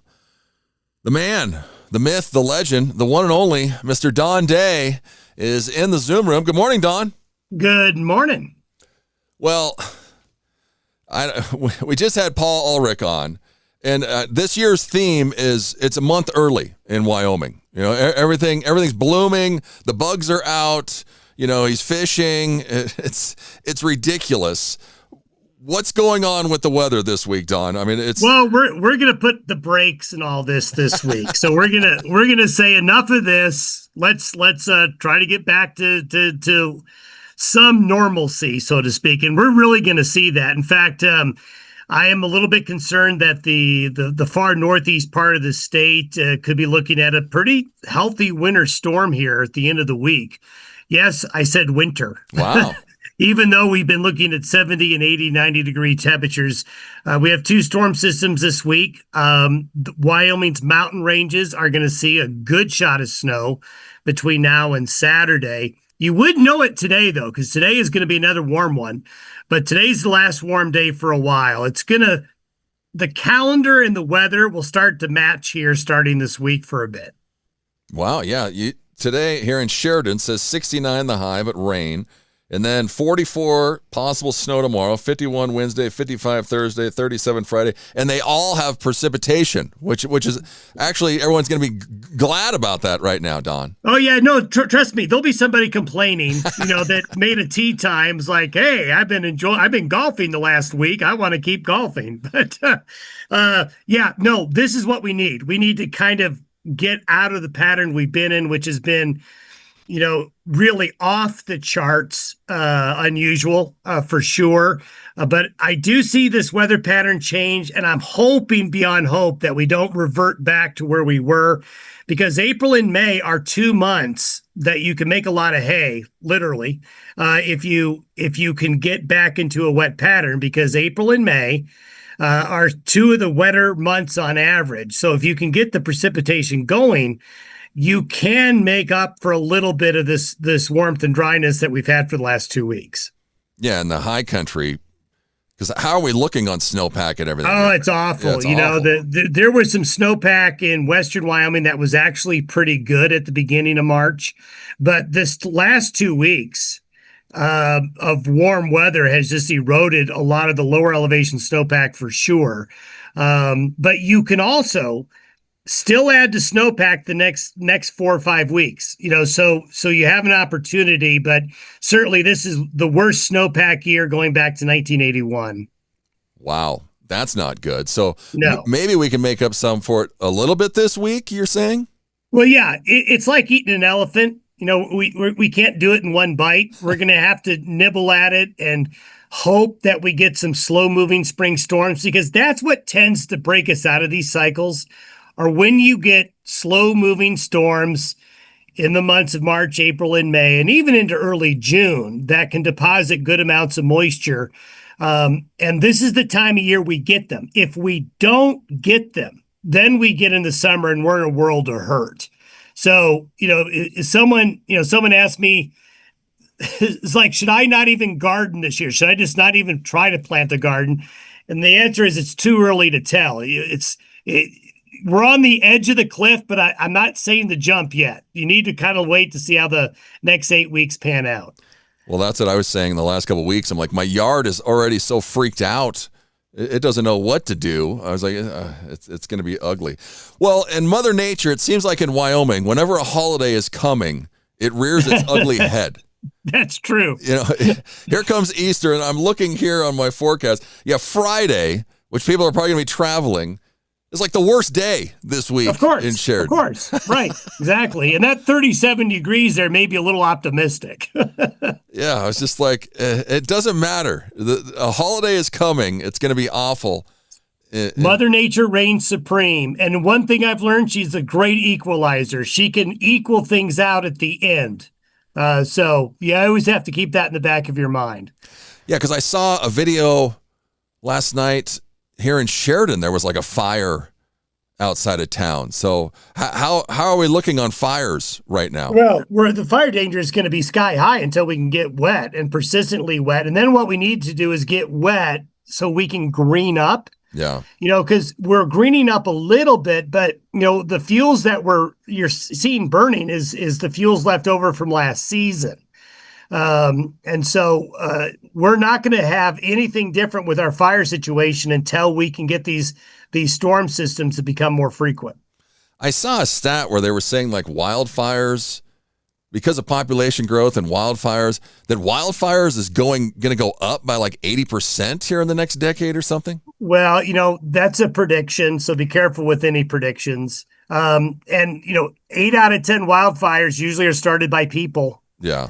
So, if you increase people, you're going to increase the risk. That doesn't necessarily mean that the weather could be a factor, but I really caution for people to go too far out with their projections. They don't work. Yeah. So yeah, we're concerned about wildfires without a doubt. Let's see how these next 8 weeks go, because that will really play a big role in the start of summer, whether or not the fire season will be off to an early start or not. With this changing weather this week, how's the winds? Are we going to see any of these insane winds this week? Not insane winds. There'll be some windy areas, but nothing like the windstorms we've had this winter.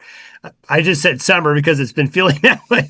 But no, yes, anytime the weather changes, you have wind, but we're not expecting the winds to be too bad. Yeah, we got a guy coming on talking about bugs. I mean, I thought I had a fly. I had a fly in my bathroom. Yes, I know, that's just wrong. Even the bugs are confused, Yeah. I was like, What are you doing? It's not even April, and you're already here. It's crazy. Easter plans, what do we got going on this week, Don? Oh, I'm here doing the weather. There's no rest for the weather. I can't leave during Easter. Come on. Well, now he's got some fun this week. That's right. I like nice weather like anybody, but after so many days of nice weather, I get bored and I want bad weather. So finally have something to talk about this week. Yeah, well, we got some snow last week, but it wouldn't stick. So are we going to see some of this stick this week? March and April snows don't last long. They fall, they accumulate. I do think this will stick a little bit better, especially on Friday, but don't expect it to last. The sun angle this time of year just eats snow, even when it stays cold. But the best thing we can get to help, honestly, is a good, heavy, wet snow, because that tends to go into the ground over time at a good rate instead of a heavy rain where you can sometimes not get it to go into the soil. So a wet spring snow pays bigger dividends than a fast spring rain. Yeah. Yeah. A nice, good, heavy snow would be good. Well, and like you said, Friday, 37, but then Saturday here, high of 46, and then Sunday, 57. So Easter's going to be pretty nice. We'll see. We'll see, depending on where you are. We'll see, exactly. And how things change, because I love my weather app. You look at it one day, you look at it the next day, it's like, oh, everything's completely changed. Yeah, weather apps should not go past 4 days, in my opinion. Especially in Wyoming. Especially here. Wow. Well, thanks, Don, so much. We'll talk to you soon. We'll talk to you tomorrow, because I think things are going to change every single day this week. They will. We'll have plenty to discuss, especially as we go deeper in the week. Yeah. Well, thanks, Don. We'll talk to you tomorrow. Bye-bye. The one and only Don Day. Yeah. We have a roller coaster of weather this week, just in Sheridan. So I could only imagine what everybody else is looking at. Right now, Sheridan's 48, Buffalo's 49, Gillette's 48, Laramie's sitting at 40, Casper at 54, Billings is 38, Denver's 52, 47 down in Cheyenne. But everybody except Billings, Sheridan and Buffalo, high is 69. But everybody else high is 70 today. Gillette's at 72. Laramie's at 66. Casper, 73. Denver at 79. Cheyenne at 73. But everybody is cloudy right now. Nobody's got clear skies. Let me look outside here. Well, it's partly cloudy as the sun trying to get out here in Sheridan. So maybe I can get my glare off my screen. Here's the sun starts to peek in through my window as my cat's sitting in my window. Yeah, just insane, the weather. It's Wyoming. It's not even April. My brother was golfing like a week or two ago. He kept texting me, "You want to go golfing?" I'm like, dude, it's the middle of March. I think the greens were even open where he went here in Sheridan. Because I was at the Buffalo golf course a couple weeks ago, and they had the greens covered, but they had like winter greens or something, winter pins out in front of it. So you wouldn't get on the green, but he said that I think Hidden Bridge here in Sheridan, the greens were open. Insane. Meet Tenacity, the tiny runt goat helping 20-year-old Buffalo Navy veteran heal. This story is on cowboystatedaily.com. A Navy veteran thought his dream of being a farmer was past. Then he moved to Buffalo, where the veteran and a tiny runt goat named Tenacity crossed paths. If you live, I'll take care of you, he promised. Lonnie Freericks is his name. But yeah, I took in this goat, and he's been taking care of it.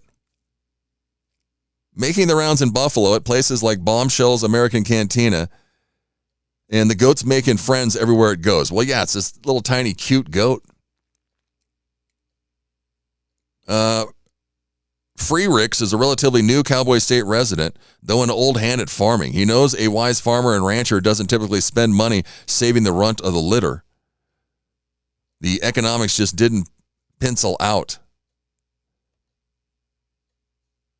Yeah, this thing is tiny. But yeah, he's nursing this thing and keeping it alive. He's a 20-year veteran of the Navy, a member of the elite bomb squad that partnered with Navy SEALs jumping from airplanes and disarming bombs all over the world. He found Buffalo after traveling the country, checking in on old military buddies while also trying to find the right new place for him and his wife to land. That's awesome. Go check out that story on cowboystatedaily.com. You can join me. Give me a call, 307-620-8866.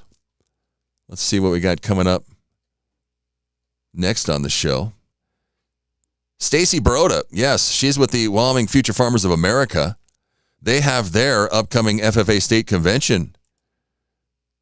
When is that?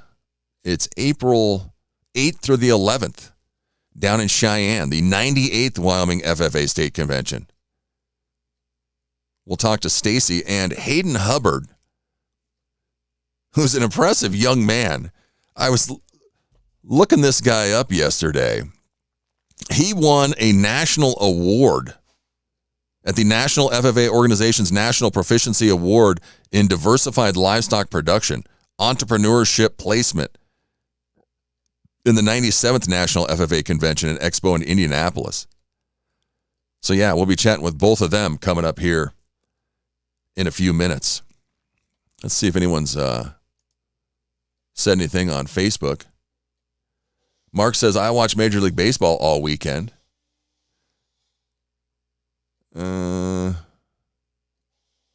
Howdy, left Rodeo Austin yesterday on my way home to Centennial and pulling out of the hotel in Lubbock, Texas, and thought I'd check out the show. Well, thank you, Stuart.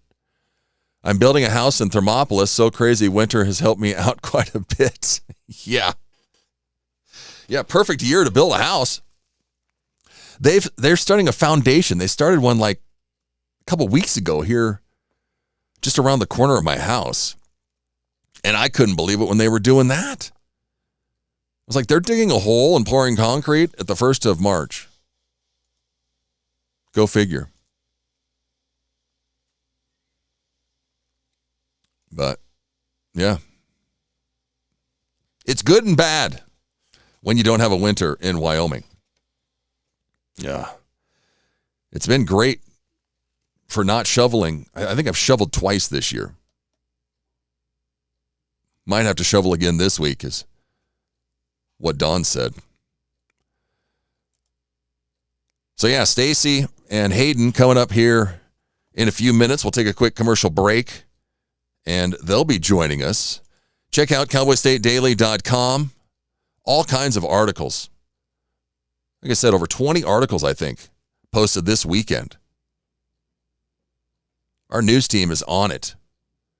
Mac posted the Cowboy State Daily video newscast for Monday. That's up on the site right now.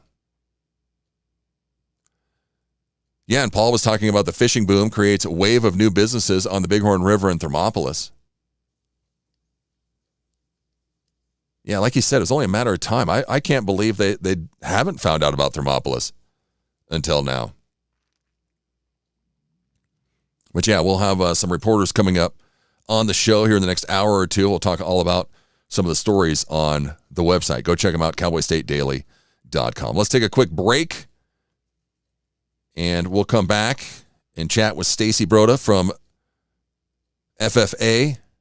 She's been in it for at least 10 years. We'll chat with her next right here on Cowboy State Daily with Jake. JB Hunt now has CDLA truck driving jobs in the Cheyenne area, and they're hiring Class A drivers for a local dedicated route. Drivers can make $78,000 a year and be home every night. Plus, medical benefits after 30 days on the job, also earning paid time off on your first day, and enjoy other perks like a company-matched 401k. As a company founded by a truck driver, JB Hunt is driven for you. So head to drivejbhunt.com to see the JB Hunt difference. That's drivejbhunt.com.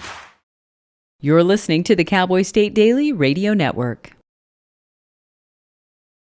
Sometimes fatherhood I'm the first Viking who wouldn't kill a dragon. can feel like an epic battle.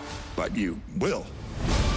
But you can change your kid's world just by being there. And with a little help, you won't believe how high they can soar. All right, bud, you ready?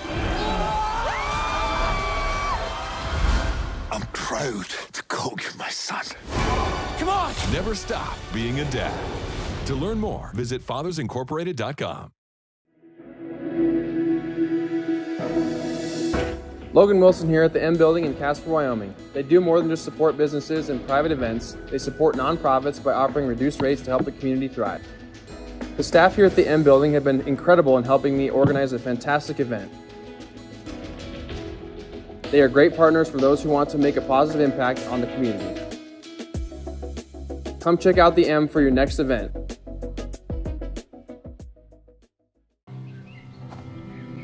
For decades, I've taught you everything I know.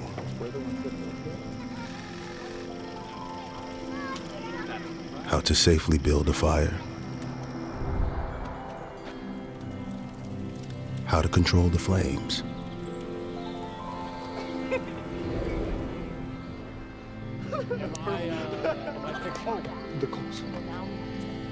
What to do with hot coals. How to secure your chains.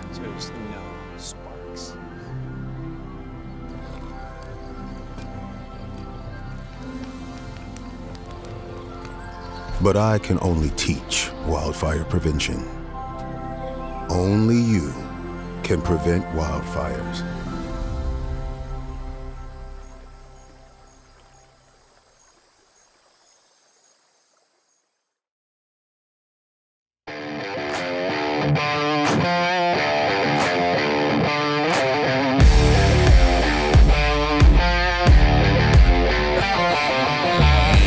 Welcome back, Cowboy State Daily with Jake, right here on CowboyStateDaily.com.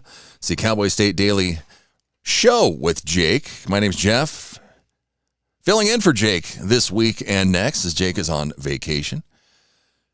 The State Future Farmers of America Convention is coming up in April. And let's see. I know we have Hayden in there. Let's see. And here comes Stacy. We'll get Stacy in the Zoom room.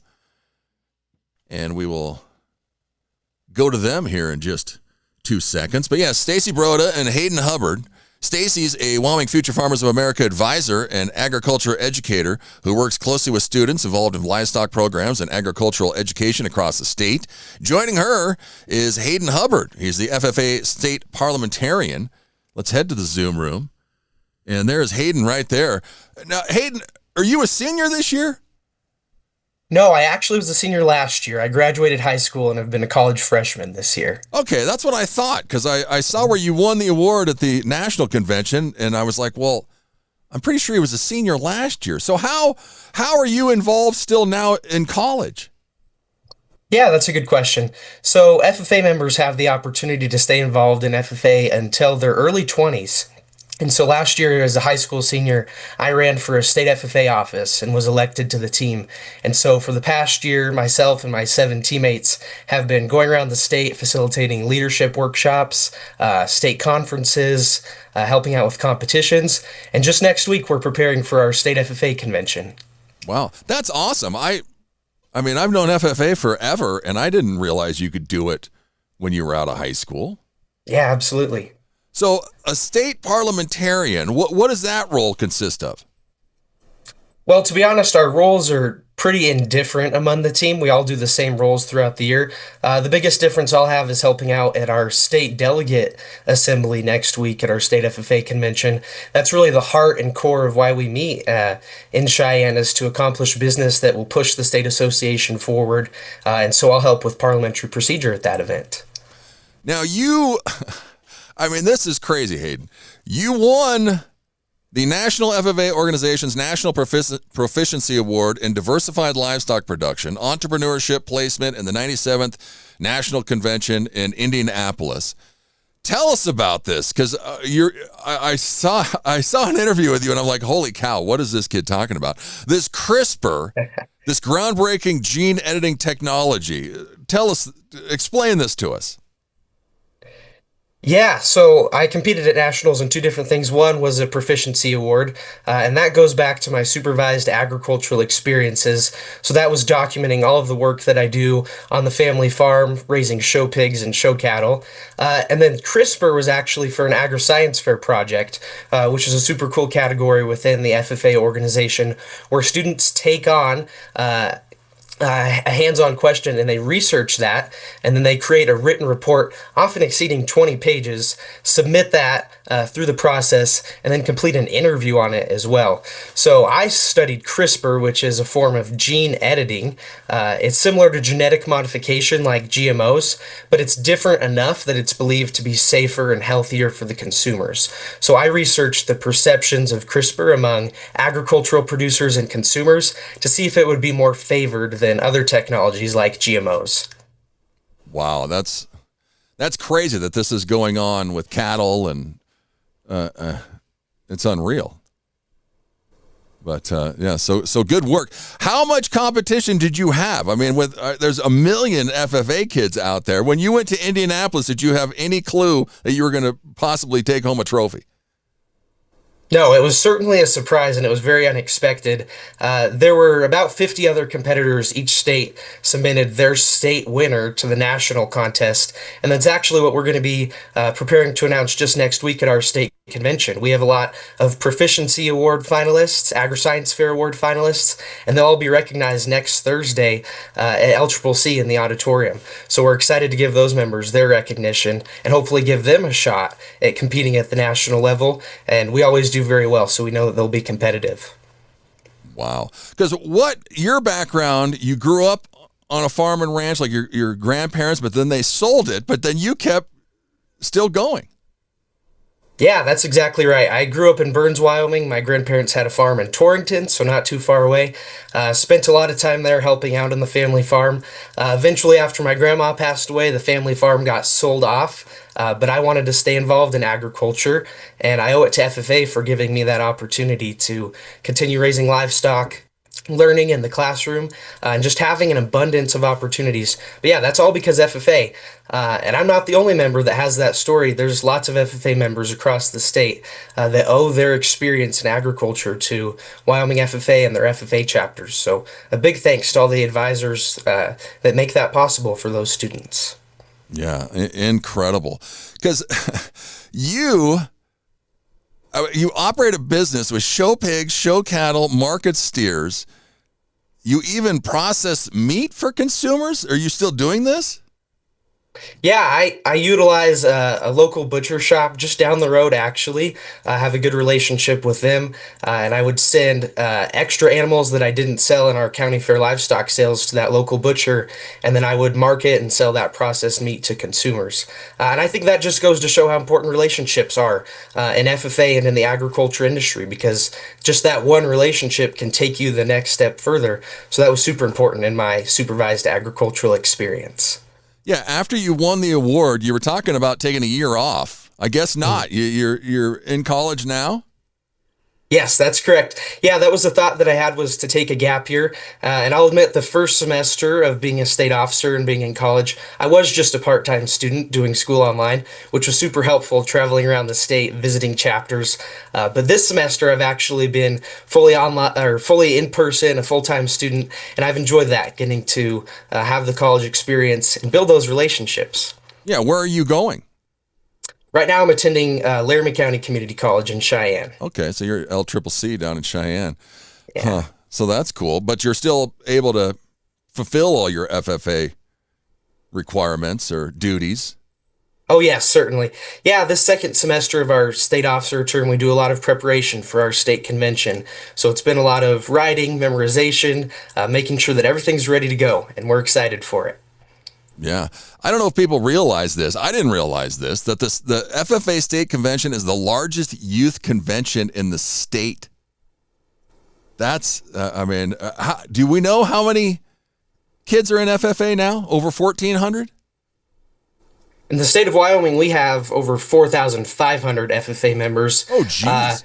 And we're unsure of numbers, but for sure over 1,500 of those will be in Cheyenne at the Archer Event Center just next week. So it's a big event for sure.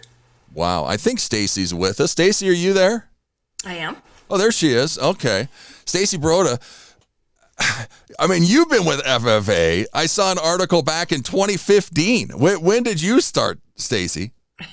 Well, I grew up through the program at Cheyenne East and was an FFA member myself and became a state officer like Hayden, and then taught ag for a while. And we came back, my husband and I, to my family's ranch outside of Cheyenne. And then in 2012, I took the state advisor position. Because, I mean, the state FFA convention coming up here in like 10 days. How much preparation? How long have you guys been working on this thing? Months. Yep, months. Yeah. Yep. Yeah, over 1,500 kids. I mean, Cheyenne's got to be packed. We fill it with blue jackets. Yep, we do. So yep, we've got all of our contests, most of our contests next week. About 18 of them. We run LCCC and several of the other colleges around the state help us host those. And we'll do some leadership workshops and industry tours, and then all of our sessions in the evenings and then Saturday morning are out at Archer. And we recognize a lot of members across the stage. We've got some keynotes, and our state officers give retiring addresses those evenings. But really, it's just a great 4 days to celebrate agriculture in Wyoming and our members' success. Yeah, for sure. Well, it's always success. I mean, unreal what some of these kids are doing. Because, yeah, what's the focus more on this year at the convention? Well, the officer's theme is Elevate. Hayden, you want to talk about why you guys picked Elevate? Yeah, sure. I'll speak on that. Like you said, our state officer theme for the year is to elevate. And our goal is that you can elevate yourself in a lot of different ways. You can elevate your leadership potential. You can elevate your acts of service. You can elevate your integrity. You can elevate everything in life. And we want to push members toward achieving that. And so members are going to do that by competing in their career and leadership development events. They've spent months getting ready for events like parliamentary procedure or prepared speaking or livestock judging. So members have put in a lot of work. They're working to elevate all the skills that they have. We also want to push them to think more about other people. So like Mrs. Broda mentioned, there will be leadership workshops. We're also excited to host Lily Nyland, who's the current National FFA Secretary. She'll be interacting with students all week, facilitating workshops, and giving a keynote as well. So she's there to help push FFA members to elevate as well. So ultimately, our goal is that at the end of the week, no matter where an FFA member came in at, they'll leave elevating their leadership qualities, and they'll leave as a more capable leader in the agriculture industry. So our goal is just to elevate each other. Yeah, that's awesome. I love FFA because you learn so much. I mean, this is like being on a sports team. It's like having a job. It's responsibility. It's, everything kind of wrapped up in one, Hayden. Yeah, it is, absolutely. And FFA members, they're involved in other things too. They're involved on the sports teams. They're involved in FBLA and FCA and all these other events. But I'd be proud to say that FFA stands out as truly the developer of premier leadership and personal growth in these students' lives because we offer opportunities that are just unlike any other. We host leadership conferences throughout the year and just now our state FFA convention. So that's why we're excited that it's the largest youth convention in the state of Wyoming. It's because it does a lot of really good things for students. Yeah. How much have you made off a show pig? What's with this kid in Texas that sold his pig for $505,000? Yeah, that would be kind of unheard of here in Wyoming. But man, we sell for a lot of money. It depends on what county you're in. I've sold a pig for, let's see, the maximum of $6,250. So we have a lot of supporters in Wyoming, and especially in Laramie County, that support these students' projects. Yeah, that's crazy. I mean, Stacy was on the article. Yeah, you said the number draws attention, but yeah, it's the core values, Stacy, that what this kid has done with this pig. Sure. I mean, all of our members, whether it's pigs or cattle or sheep or goats, they're spending multiple hours a day. I mean, outside of feeding them, just the hours to take care of those animals and prep them for county fair is sometimes more than a full-time job or a summer job for these students. So it's teaching responsibility and commitment and the financial piece, not the sale piece, but the financial piece of budgets and which feed to choose. Lots of big decisions to make when you're raising animals, and also ultimately the end goal of we're training people to be educated consumers, but also provide a safe and healthy product for the American food supply. And you know, we want our members to know that that's important, and but also be educated about it, whether they're raising animals or not. Yeah, in the article, the kid like washes the pig 3 times a week, combs it, gets the dead skin off of it. Yeah, feeds it before he feeds himself. I mean, yeah, it's your baby and your prize at the same time. Well, and like you said it, I didn't realize it, but that is true. You're contributing to the overall food supply. Sure. Yeah, and I mean, and people don't get that because I mean they're taking these pigs, putting them out, whatever, cattle, everything. Do we know like a percentage of FFA students that stick with agriculture the rest of their life? Oh gosh, I don't know that I could comb through some data. I don't know that I've got that number prepped. I think in Wyoming it's probably higher than other states, just given that ag is one of the main industries in Wyoming. And their background, or most of them are coming from. Examples of lots of past FFA members that have gone back to the family place, farmer ranch, but also examples that have gone into law and are focused on agricultural issues within law, marketing, communications. I mean, it may not be a direct tie to production agriculture, but we've got lots of members that work to advocate for agriculture. Yeah, because what are you doing, Hayden? What are you studying? I'm studying agriculture education to become an ag teacher.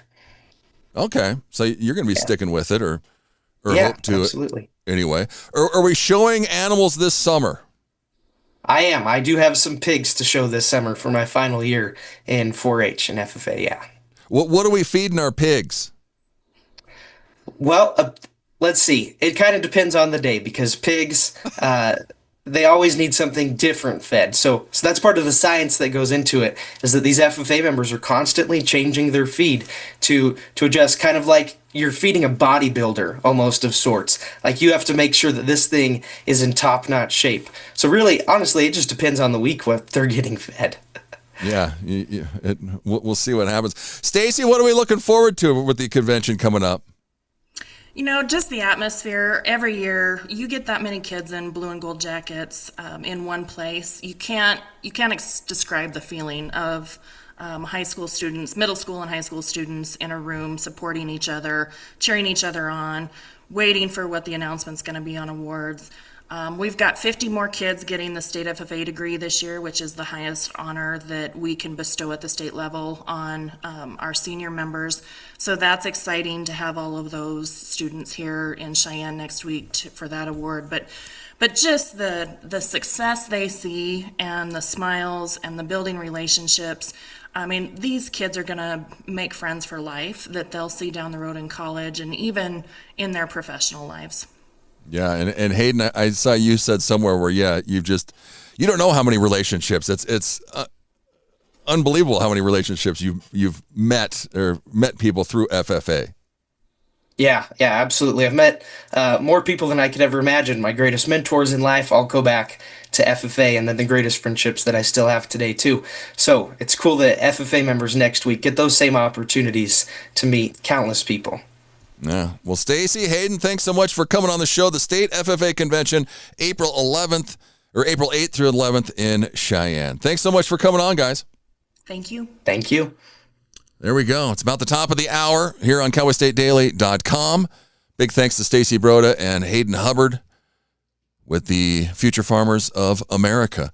Coming up next hour, David Madison, our reporter, will be joining us. Also, Sam Borghi and Brian Walker. The people just keep on coming. We've got 6 more guests coming up here in the next 2 hours. Stick with us. It's the top of the hour. It's time for news. It's time to take a look at what's happening around Wyoming. From the Cowboy State Daily News Center, I'm Mac Watson. Sovereign citizens in Wyoming challenge traffic laws and court authority with fringe legal theories and rarely, if ever, work. Cowboy State Daily's Dale Killingbeck reports that criminologists and sheriffs say the movement persists mostly online, but there's sometimes a tense roadside encounter. They like to go without driver's license, insurance on their cars. There's lots of videos of them on social media of them being pulled over by police, and then it's not ending well for them. Usually a bunch of police show up and pull them out of the car and they go to jail. And then they fight it in court. And this professor that I talked to from the East Coast that has studied them said that they're people that just don't want to follow the government, and they don't believe in licenses, even marriage licenses. Social media is full of videos of people who claim they don't need to have a driver's license, car registration, insurance, or other legal documentation because of their constitutionally protected rights. Wyoming Representative Abby Angelos is running for the Gillette area Senate seat now held by Eric Barlow, which means House Appropriations Chair John Baer will not. Cowboy State Daily's Claire McFarland reports that Baer doesn't like it when conservatives run against each other. So Abby Angelos and John Baer both are in that district, both in the House, both on the most powerful committee in the House, Appropriations. Which of them is going to run? And then Representative Angelos declared early last week. So I asked Representative Baer, I said, so what about you? Are you going to run? He said, no, I wouldn't run against Angelos. I resent when conservatives split the vote. When Baer was asked by Cowboy State Daily if he would run for his House seat again, he said he wasn't ready to declare his intentions just yet. I'll be back with more news from the Cowboy State Daily News Center right after this. This is another driving safety tip from WYDOT. Know before you go. Plan ahead, give yourself plenty of time, anticipate road conditions, and consider alternate routes. Make sure your vehicle's in good working condition. Proper tire inflation, fluids topped off, good wiper blades, and brake inspections. Your GPS might be wrong when it comes to the passability of alternate routes. Visit wyoroad.info for road conditions, closures, weather forecasts, web cameras, and much more. This has been another driving safety tip from the Wyoming Department of Transportation. My name is Joanne, and I'm a mom of 6 here in Casper, Wyoming. When you raise a family here, you don't just think about today, you think about the future, where your kids will build their lives and where your grandkids might grow up. What worries me is that my kids will have to leave Wyoming to find good, high-paying jobs. That's why Build Wyoming matters to me. Data center jobs are high-quality, high-paying jobs, the kind that give families a real reason to stay and build a future here. Give our kids and grandkids a reason to stay, and they will. Build Wyoming with Prometheus Hyperscale. Go to buildwyoming.com. Cowboy State Daily News continues now. Rock Springs' new solar sludge drying system will start drying out human waste year-round, starting in the summer. Cowboy State Daily's Andrew Rossi reports that Mayor Max Mickelson says the system will take care of the waste byproducts of humanity without stinking up Rock Springs.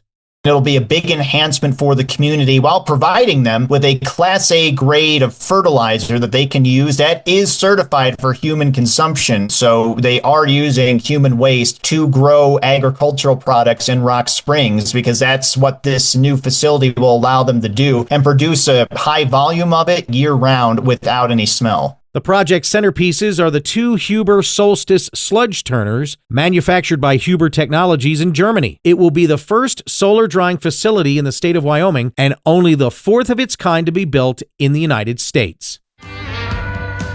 Wyoming has 13 100-year-old dude ranches, half of the 26 centennial ranches in the West. That's according to the Dude Ranchers Association. Cowboy State Daily's Anna Louise Jackson reports that they're all featured in 100 Years of Dude Ranching, which documents the industry's century of Western hospitality. so a couple of years ago, they were talking about what they could do to celebrate this anniversary. And Jay Wells, who owns a portfolio of dude ranches, asked a pretty simple question. How many dude ranches have been around for that 100-year period? And no one knew. So that kind of started this rabbit hole of research to find out how many dude ranches have been around for 100 years. And they decided to put together a book. So 100 Years of Dude Ranching is the book, and Jay Wells is the publisher. The team behind the book was strict about the criteria it had established. To be included in the book, a dude ranch must have been accepting guests in 1926. Had they expanded the criteria, the list would have been even longer. And that's today's news. Get your free digital subscription to Wyoming's only statewide newspaper by hitting that daily newsletter button at cowboystatedaily.com. I'm Mac Watson for Cowboy State Daily. When it comes to making plans, you are the best. Those 9 months were also 273 days of planning. What about your daughter's first costume party? It was out of this world. And let's not forget those barbecues you plan in detail for your family and your more vegetarian by the day best friends. That surprise party for your parents' golden anniversary? You get the golden planning. The same way you plan each detail for those moments, start planning to protect you and your loved ones from a natural disaster. Sign up for local weather and emergency alerts. Prepare an emergency kit and make a family communications plan. Protecting your family is the best plan you can make.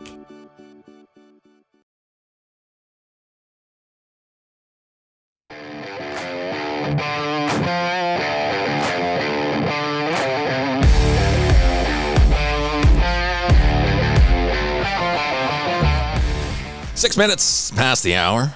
2 hours down, 2 hours to go. Cowboy State Daily Show with Jake right here on cowboystatedaily.com. My name's Jeff, filling in for Jake. I'm the Saturday guy. If you don't know who I am, come check me out on Saturdays, 6 to 10 a.m. right here on cowboystatedaily.com. David Madison, one of our reporters here, an award-winning journalist and documentary producer based out of Bozeman, Montana. He is hanging out. He's hanging out in the Zoom room with us this morning. Good morning, David. How you doing? Hey, good morning. It's been a little while. This slot is a popular one, so I often get bumped. Oh, well, you got lucky today, and then you get stuck with me. So I don't know if that's meet you, Jeff. Good or bad, but we'll see. You've been busy. I just refreshed, and there's another story by David Madison. I'm like, wow, this guy's just pumping them out. Oh, that goes for the whole staff. Yeah, we're a busy bunch. Where to start? Should I talk about my favorite story from last week? Well, let's talk about this coal shortage, because this is interesting. I mean, this is politics at its finest. After I'm reading this story, I'm like, well, when I got done with the story, I'm thinking to myself, is anybody doing anything about anything? I mean, that's what's happening here. And then I don't know. So we heard testimony last week. New federal coal leasing has put the nation's energy supply at risk because the contracts are 5 years. Harriet has proposed doing 10 years, and this could be a good thing, but then will it ever get done? What's going on, David? Explain this to me. Yeah, I think it's making it easier to get the wheels turning on new coal development, is my understanding, that the industry was burdened by basically having to put up the costs for a smaller window of time and having less time to recoup their investment. If I'm correct on this, maybe we should get the expert who testified from the Wyoming Energy Authority.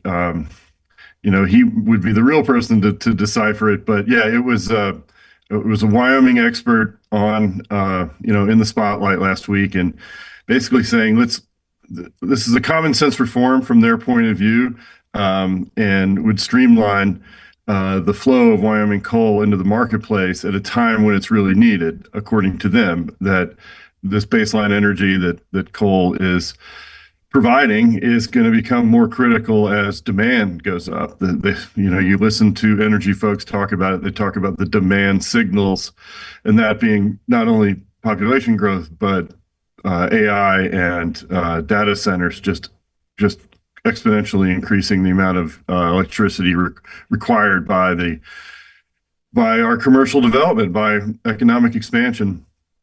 And so I think it was just that there was no vote last week. It was a listening session. It was time for Representative Hageman to really showcase the state expert that we have, and there was definitely some wonky discussion, but the bottom line is let's get more coal out of the ground faster, and let's not burden the coal companies with unnecessary expenses to do that.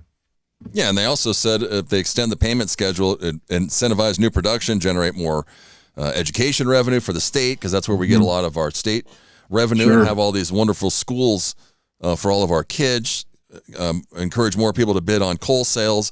And then the solar stalemate. They said there's been 0 permits for new solar or wind permits this past year. Yeah, there's I think it's an executive order from the Trump administration that requires a signature from the top 2 people in the Department of Interior, Interior Secretary Bergman, and I think Burgum, and I think his deputy, if I'm remembering that correctly. And so that has basically brought it down to one guy. And I read some account, one signature on a line to move some stuff, to move projects forward. I've heard that is loosening. There's been some coverage in the industry press about how solar is moving ahead. I think there's something like 20 projects moving ahead, but wind still is hung up on really just the administration's displeasure with that whole industry. But that was just mentioned, I think, at the end of testimony, and I included it in there. We've seen it at the state level too. When we passed the Energy Dominance Act, this legislative session, wind and solar were explicitly excluded from receiving any kind of incentive funds that will go to instead nuclear and oil and gas and coal. And so, it's that is the political wind shifting. I think it's no secret that the Trump administration has favored fossil fuels over wind and solar, and this was evidence of that. Yeah, for sure. Depending on who's in office, we had all the wind turbines or windmills blowing up in the last 5-6 years, and now it's back to oil and gas. So we'll see. Well, gas prices. You also had the article with the truckers. This is not good. I mean, you got to interview a couple of them. How are they feeling out there? Yeah, that was a little field reporting. The first guy I walked up to at the truck stop near the closest truck stop to my home is in Belgrade at the intersection of Highway 191, which I think goes north and south all the way in the United States, and then Highway 90, Interstate 90. And Jeff was his name, and he had just rolled in from Wyoming the night before and was getting ready to fuel up, and had a couple days in Bozeman as he moves people. He's one of those big Atlas van trucks you see. And the way he described it was that in the short term, it's impossible for him to immediately pass along the extra $700 it takes to fill up his rig. And so that is just strictly coming right out of his bottom line. And so he's feeling it.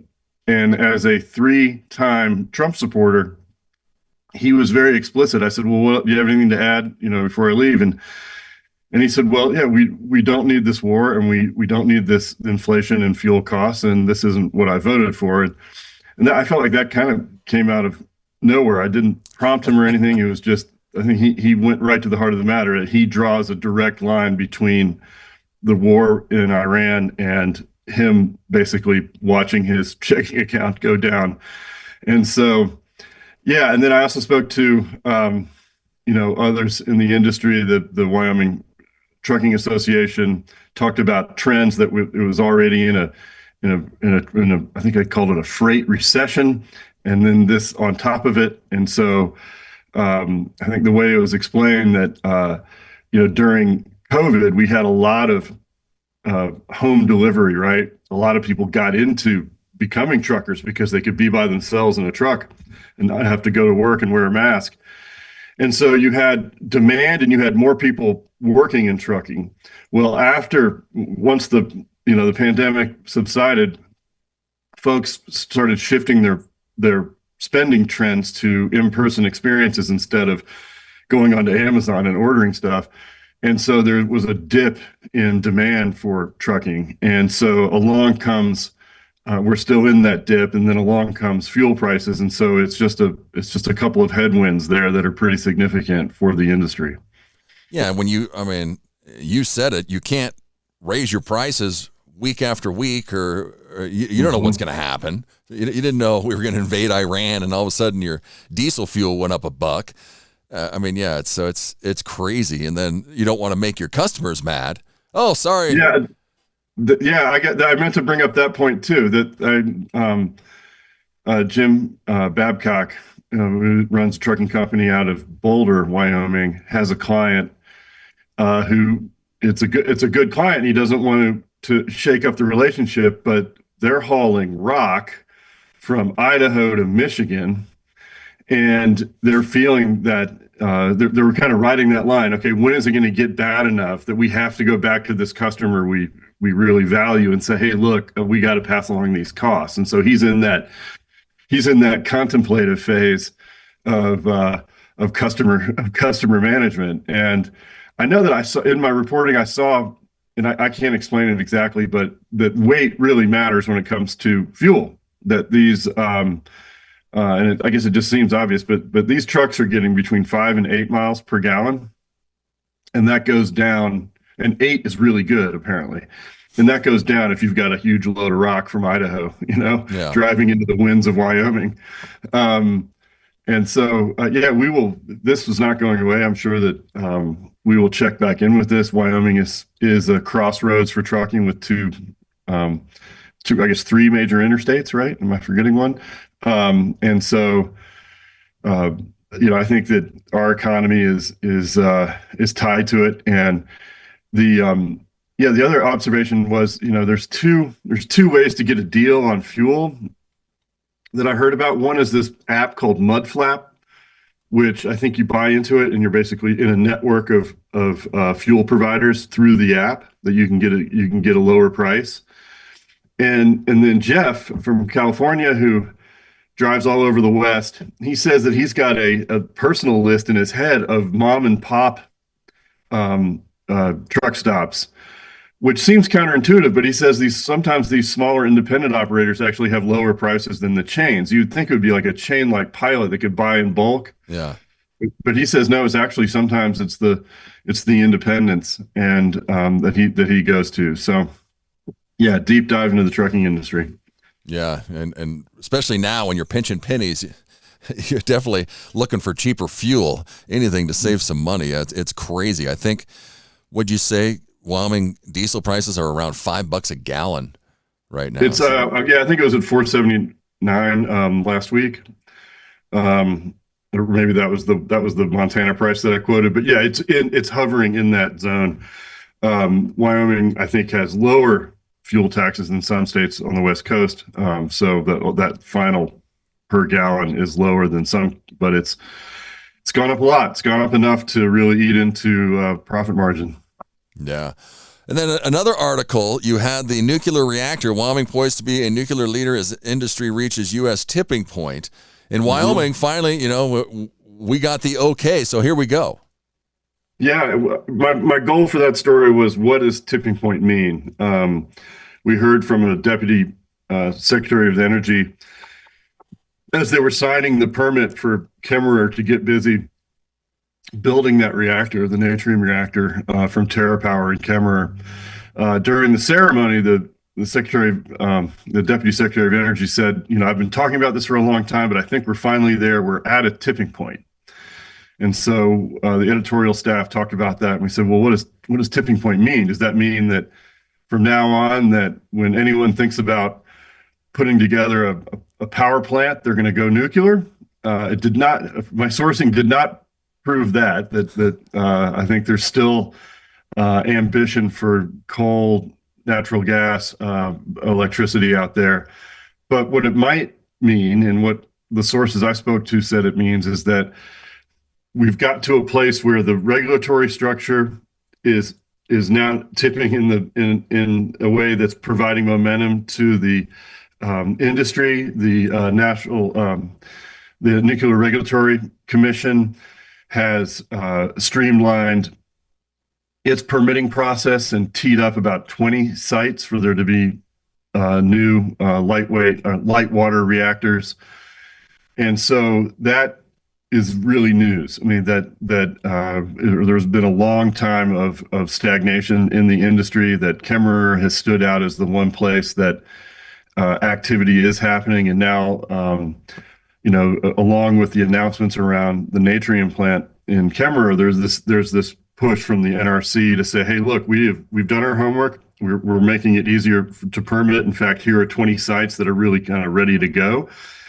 And it's very complicated. I won't go into all the regulatory details, but that's what they mean, that it's not, we're at a tipping point where there's momentum behind the industry to build new nuclear power plants, and it's tipping in the direction of Wyoming, in the sense that we're out front with Kemmerer, and we're also out front with the fuel cycle, in that we have a lot of uranium production in the works right now. We have this, as I mentioned earlier, the Energy Dominance Fund that the legislature approved, that some of that money could go towards creating some enrichment facility where Wyoming takes it one more step beyond the mining of the uranium on the way to becoming fuel. I've asked this question a lot, and it always I don't ever get a real satisfactory action. I said, is nuclear waste a business opportunity for states like Wyoming? And that really touches a political third rail, I think. And so the Wyoming Energy Authority source I spoke to said, look, we are focused on the front end of the nuclear fuel cycle. And but I think that will change down the road. There are some in Wyoming, the sources I've spoke to in Wyoming, that see a way to responsibly deal with fuel, recycle fuel. But again, I think when it comes to nuclear, there is still a lot of hesitancy among the public and individual communities, especially if you bring up waste. Yeah, and that's, we're going to see what's going to happen with this plant in Kemmerer. That's, I think, we're kind of the guinea pig here for the other 20 people that have been sitting on their hands for years, waiting to try to do the same thing. It's going to depend a lot on what happens with Kemmerer, and like you said, no one wants to talk about the waste side. So we'll see when it gets rolling here. And there's one source from the Wyoming Outdoor Council that I quoted who said that that they're just concerned about the speed. That there's a lot of exuberance in the nuclear marketplace, and I think that their sense is that it may be going faster than is good for us. Yeah, we'll see. Well, David is hard at work. He's got a bird story up there that just happened today. That's my favorite story. That was my favorite story. That's his favorite story. And now we're out of time. See, look at okay, we'll read it. I've gotten some good feedback on it, and so thanks for that. There you go. There's your tease. Go and read it. David Madison, thanks so much, David. Have a great day. See ya. We'll come back and talk Easter candy prices next. JB Hunt now has CLA truck driving jobs in the Cheyenne area, and they're hiring Class A drivers for a local dedicated route. Drivers can make $78,000 a year and be home every night. Plus, medical benefits after 30 days on the job, also earning paid time off on your first day, and enjoy other perks like a company-matched 401k. As a company founded by a truck driver, JB Hunt is driven for you. So head to drivejbhunt.com to see the JB Hunt difference. That's drivejbhunt.com. This is the Cowboy State Daily Radio Network. Mom, I got it. What are you doing in there? I got stuff. Are you a dog? I wouldn't do that. Have you seen the pliers? Where'd you find those? It's not your birthday. Sorry. Bye, Grandpa. Bye, Grandpa. Take care of yourself. What are you doing? What are you looking for?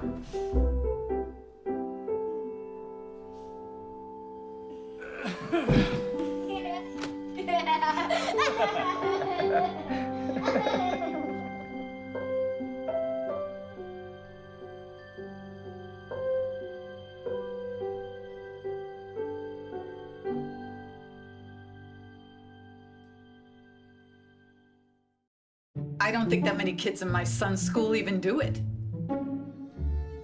He makes fun of his friend who vapes. He would never try it. She's into soccer. She's on the honor roll. She's just not the type. No way. No way. No way. No way, my kid would never vape. Get your head out of the cloud. Today, nearly 8,000 kids will start vaping. Maybe even yours. Learn about the dangers at talkaboutvaping.org. Life's daily battles are not meant to be fought alone. We're not powerless, so long as we don't lose sight of what's important. Don't be afraid to seize that moment to talk to your friends. Cloud, you okay? Because checking in on a friend can create a safe space. The first step on our new journey. You coming? Reach out to a friend about their mental health. Seize the awkward. It's totally worth it.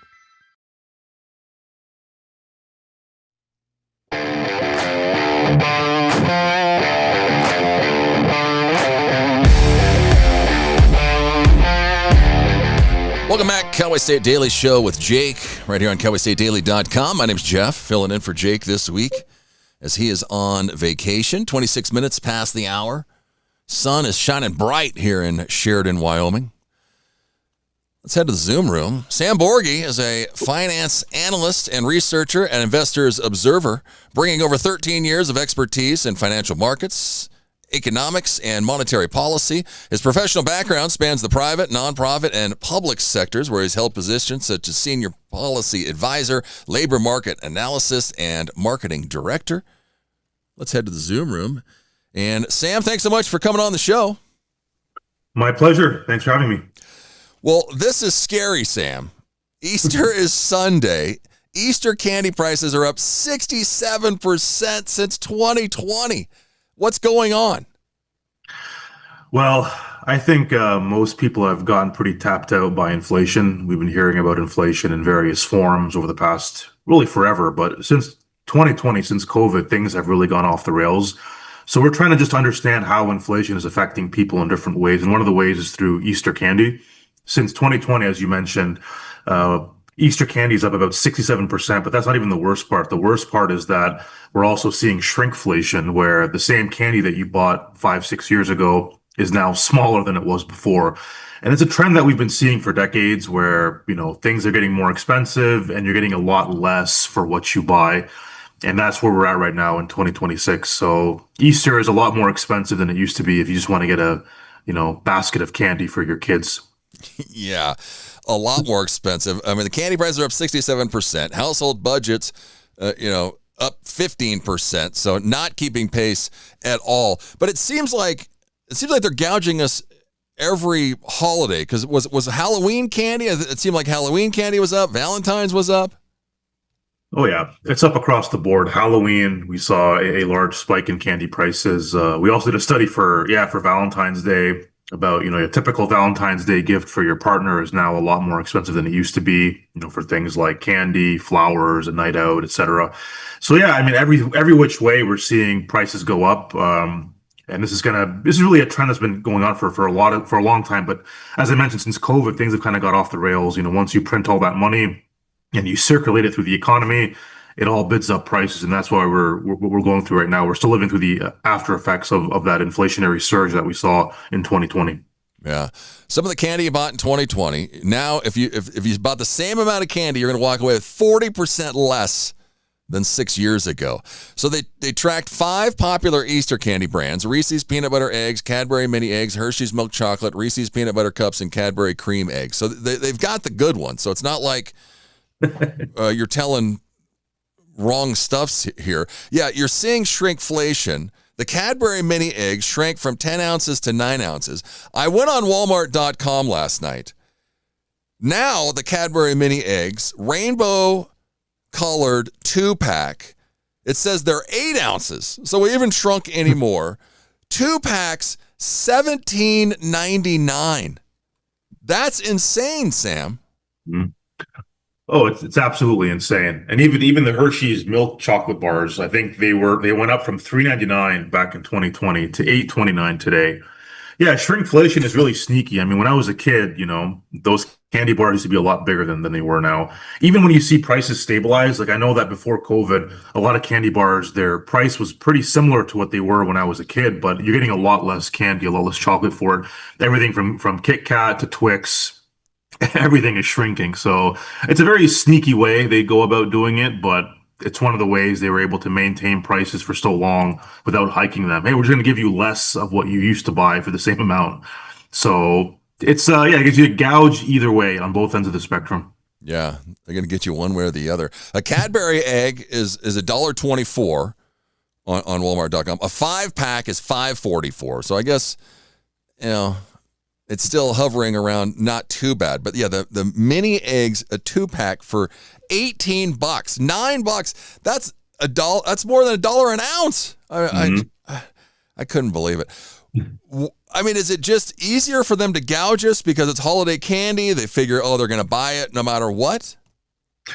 That's one reason. The other reason is that cocoa prices did go up quite a bit over the past few years. A lot of the cocoa producing regions did see a spike in costs due to droughts and transportation costs, and all the issues that we're seeing with the supply chains also affected price.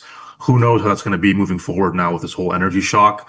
But we know that cocoa prices have the spike that we saw has come down, but that doesn't mean prices are going to go down, because what we've seen with this whole inflation thing is that prices are cumulative. Once they rise, they don't come back down again. Yeah. So anyone telling you inflation is going down, it's not true. I mean, prices have recalibrated higher across the board, and it's going to be very, very hard, if not impossible, for them to go down to levels that we used to see, several years ago. So we're just recalibrating to a more expensive time. I mean, wages have gone up, but as you mentioned earlier, they have not kept pace with inflation, and that's what we're seeing with these prices. Just like a microcosm of everything else with candy. Yeah. You can check Sam out at investorsobserver.com. We're chatting about Easter prices here on Cowboy State Daily Show with Jake. I mean, yeah, it's incredible. You mentioned the Hershey's candy bar. Well, it was even worse because in 2022, the price dropped from $6.39 to $5.49, but then now it's right back up, and it's even worse. Now it's $8.29. Yeah, exactly. So we got a little bit of reprieve after COVID, but since then, no, things are all the way up, and this kind of feeds into this broader food inflation. I mean, since 2020, the cumulative inflation rate of everything is up about 26%. And that's just the CPI basket that the government tracks. And that's an imperfect measure of inflation.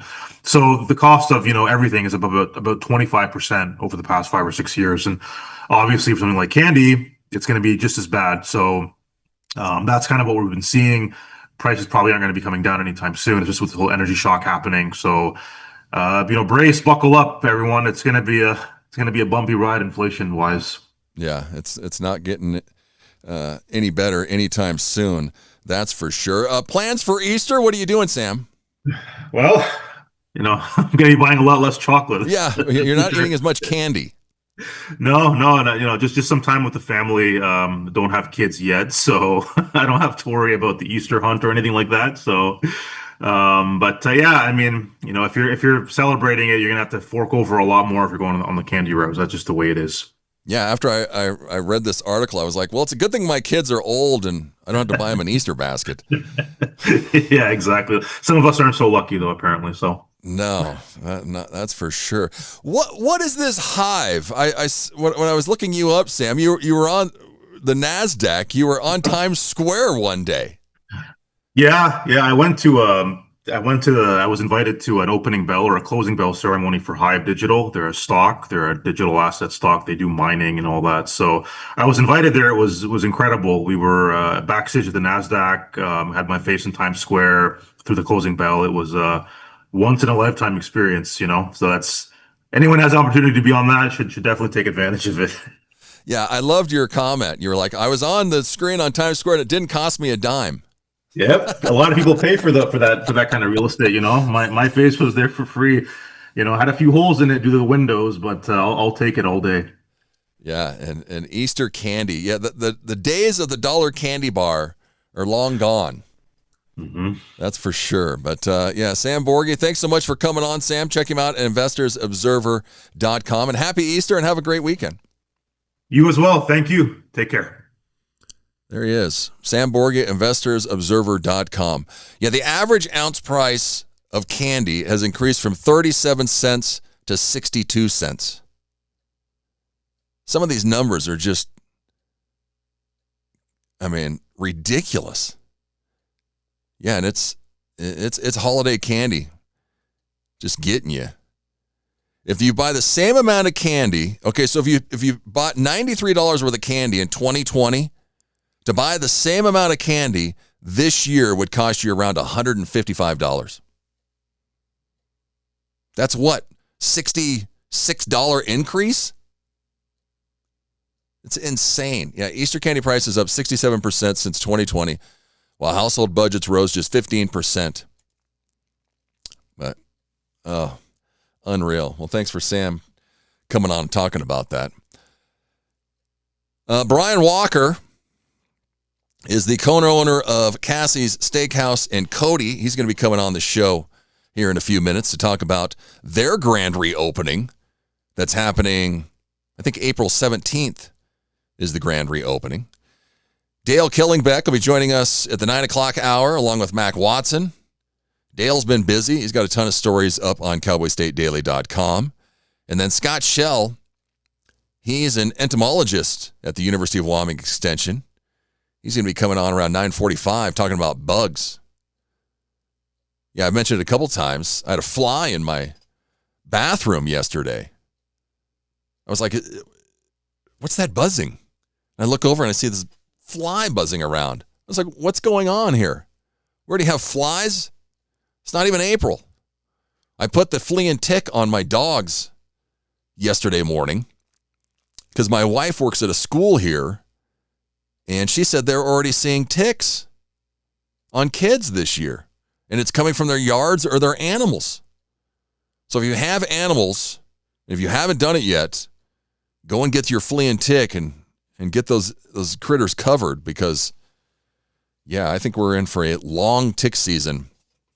And if you listen to Don Day earlier today, what'd he say? All this moisture that's coming this week, it's actually going to feel like Wyoming, weather-wise, this week. Currently 49 in Sheridan, 53 in Buffalo as it refreshes, 65 in Gillette, 47 in Laramie, 58 in Casper, and Casper is the only one that's not completely cloudy.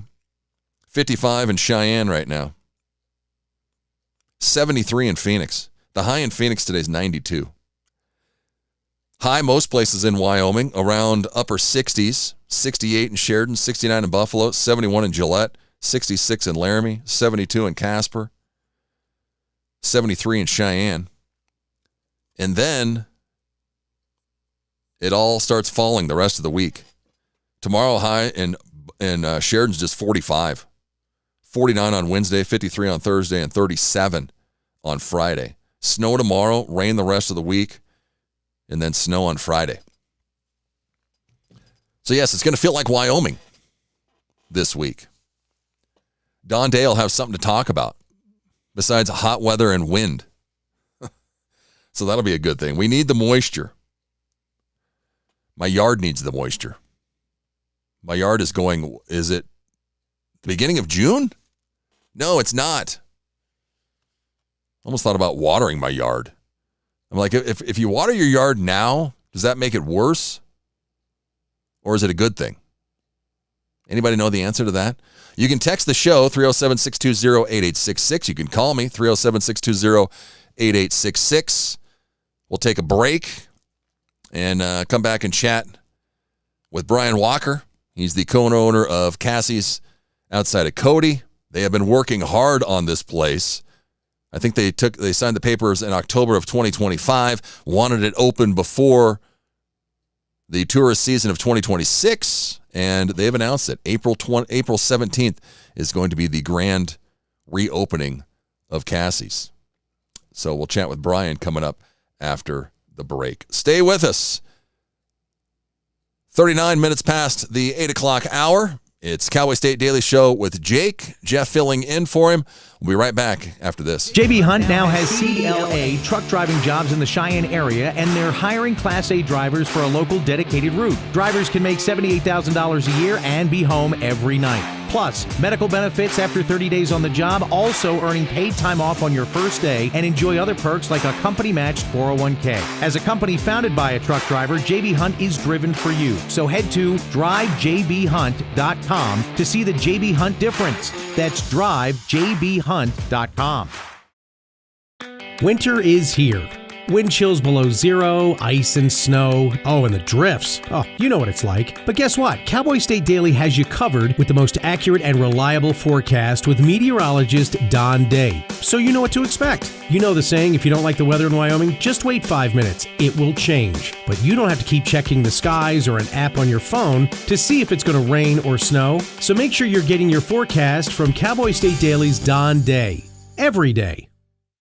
You're listening to the Cowboy State Daily Radio Network. Who can you turn to for news you can trust? Your local TV and radio broadcasters. You trust us to keep you safe during times of crisis and to deliver the weather, sports, and entertainment you rely on every day. We bring you the facts you need to make decisions that matter. And as misinformation floods social media, you can trust your local stations to deliver the truth. Text TV to 52886 and tell Congress you rely on your local stations for trusted news. You handle the healthcare, we'll handle the marketing. In need of a spark for marketing your medical practice? Loom Studio provides creative and strategic healthcare marketing that illuminates the path to bigger and better experiences for your business and your patients. We specialize in branding and design, social media, website design, SEO and SCM, not to mention content creation, public and media relations, and marketing metrics to ensure you're getting results. If you're looking to increase your patient engagement and retention, enhance your community impact, and streamline your marketing efforts, our team is ready to help you achieve your goals. Contact us today and learn more at loomstudio.com. We come from a long line of farmers, and there's a sense of pride, but there's also a significant amount of pressure. Farmers have to take care of their physical and their mental health, because what's a farm without a farmer? Watching the sun come up, that's my time. I can have a cup of coffee, and every day is a new opportunity. That's cool. Your hand's gotten so cute. Yay! Don't forget to check in on yourself. Love, your mind.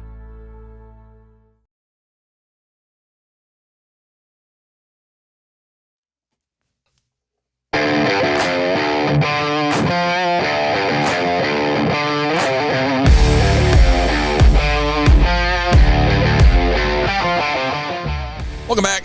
Cowboy State Daily Show with Jake right here on cowboystatedaily.com. Jeff filling in for Jake this week and next as Jake is on vacation. He's in paradise. I'm in Sheridan, Wyoming. Yeah, Jake, I think he's down in Mexico on vacay for his spring break. I didn't realize that Jackson kids get 2 weeks for spring break. Hey now. Don't tell the rest of the kids in the state that. But, yeah, Sheridan spring break was 2 weeks ago. I think Buffalo's on spring break this week. So, yeah. I know spring break week, when it was here for Sheridan a couple weeks ago, was just gorgeous weather.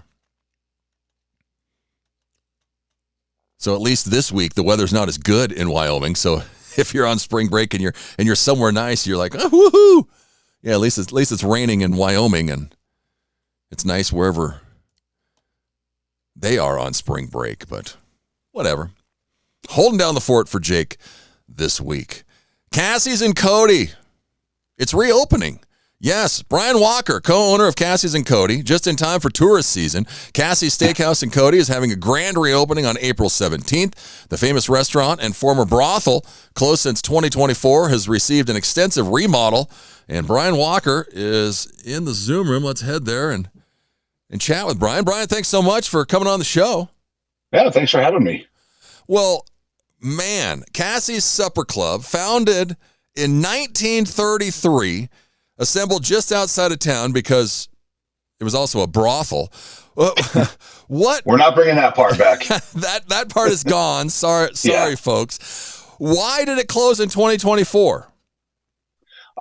Previous owners just no longer were able to run the business, and so it was closed down and sat empty and vacant since. Wow. Now, I mean, people might think the restaurant business is easy. That's far from it. The restaurant business is not an easy business. So you guys all came together. Whose idea was this to all come together and take this project on? Wow, it was a couple of us. It was my wife and I, we own Cody Craft Brewing here in Cody, and within Cody Craft Brewing, restaurant called Wyodo, real popular pizza, calzone burger spot here in Cody. All of us were kind of sitting around one night after a busy dinner rush, which you would think after being busy, we wouldn't do this, but we started talking about Cassie's, and all of us kind of drive by it on a fairly regular basis, and just saw it sitting there vacant. And one of the owners now, Mike, he just was kind of talking about it. It'd be interesting if we could do this, try this, and I didn't think much of it at the time. But I got home, and about 11:30 that night, I sent him a text message. I was like, "Hey, let's talk about this tomorrow," and it took off from there. Wow. Yeah, you guys signed the papers, October of last year. So, I mean, you guys, yes. Must have started this right away. Pretty much, yeah. It was paper sign, broom in hand, 10 minutes later, and starting the cleaning and remodeling process. There were parts within Cassie's that were perfect, that we wanted to keep the way they were. But there were other parts within the building that really needed some help, and that was our primary focus from the get-go. Yeah, because you're trying to keep, the feel of Cassie's kind of what exactly. It was, but we've had to gut the kitchen. What all have we had to do? So the kitchen was probably the biggest part of it. In as a whole, it was, some updating of some of the electrical, updating some of the plumbing. I say some of the electrical, a lot of the electrical, plumbing, lighting within the place. And we sort of just moved from the west side of the building all the way over to the east side of the building. But during that entire time, kitchen was being worked on, and essentially gutted the kitchen down to bare walls and bare concrete, new walk-in cooler, new equipment, new layout for better flow within the kitchen. And, obviously paint, new cove base, getting it up to modern times and modern equipment standards, getting the hood vent fixed, and learned a fair bit.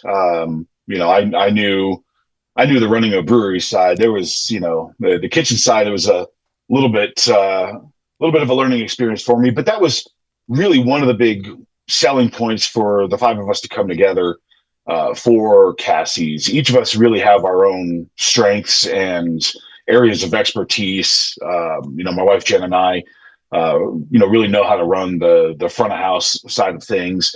Our other two partners, Mike and John, they know how to run the back of house. And then we've got a gentleman by the name of Seth, who, we jokingly say his responsibility is to keep that building standing and running. And that's what he's been doing. And that guy, he knows so many things that I wish I knew.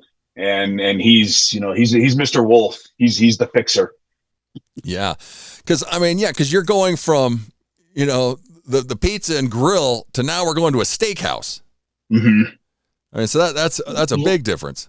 It's a big change, but fortunately I know my steak and I can tell them, hey, this tastes good or this doesn't taste good. And I'm here for all the taste testing.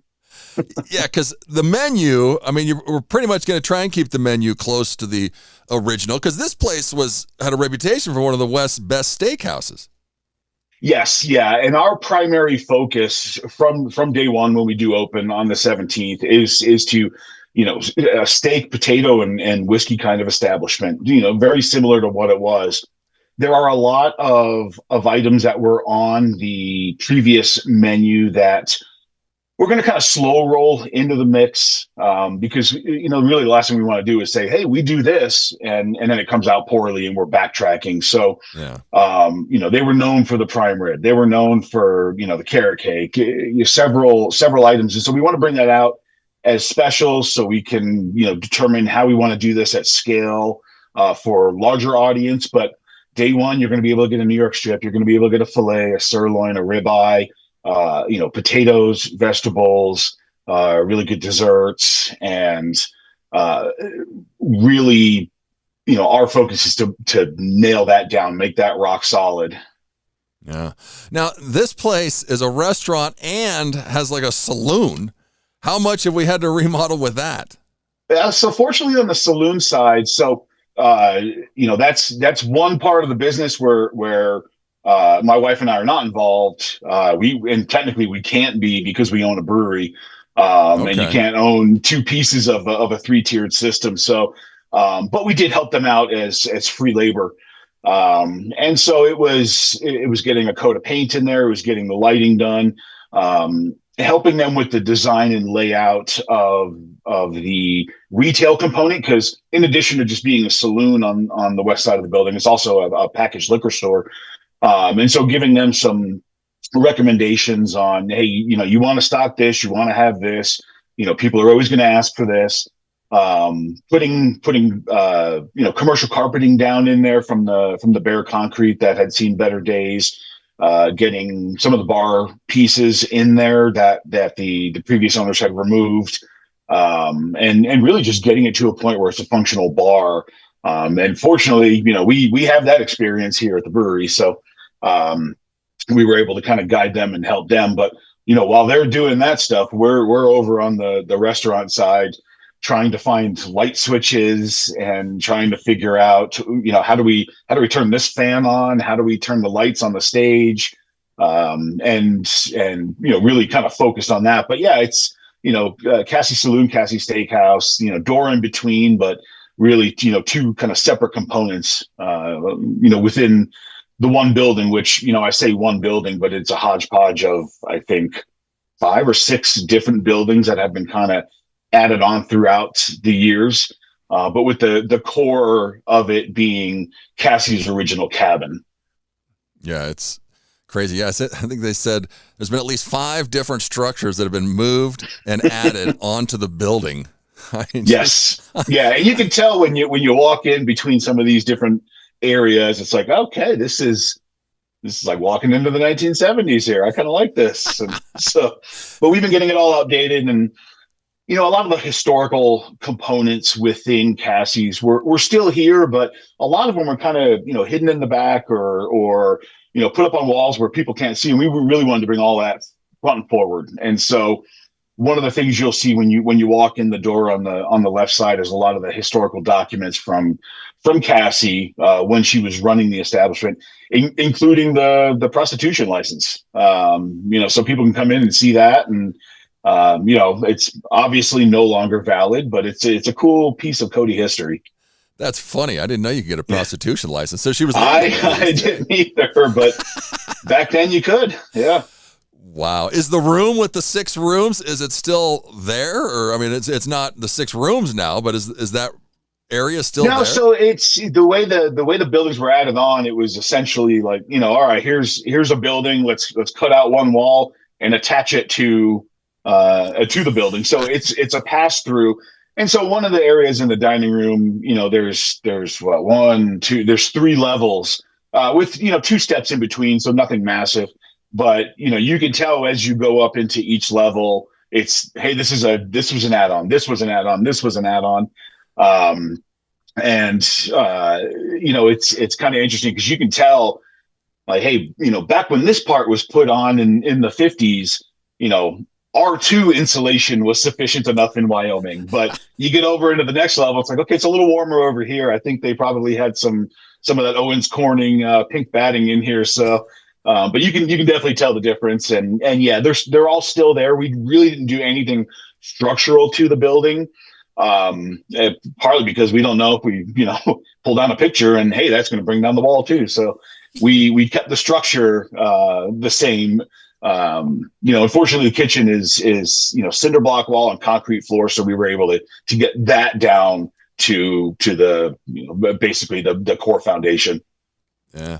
We're chatting with Brian Walker. He's co-owner of Cassie's Steakhouse in Cody. They're having their grand reopening on April 17th, 2:00. Everything's going to be open on that day. Both of the on-site bars will be open at 2:00 on April 17th. Dinner hours will end at 10 p.m., but the bar will remain open until 2 a.m. And then lunch service is going to be starting sometime.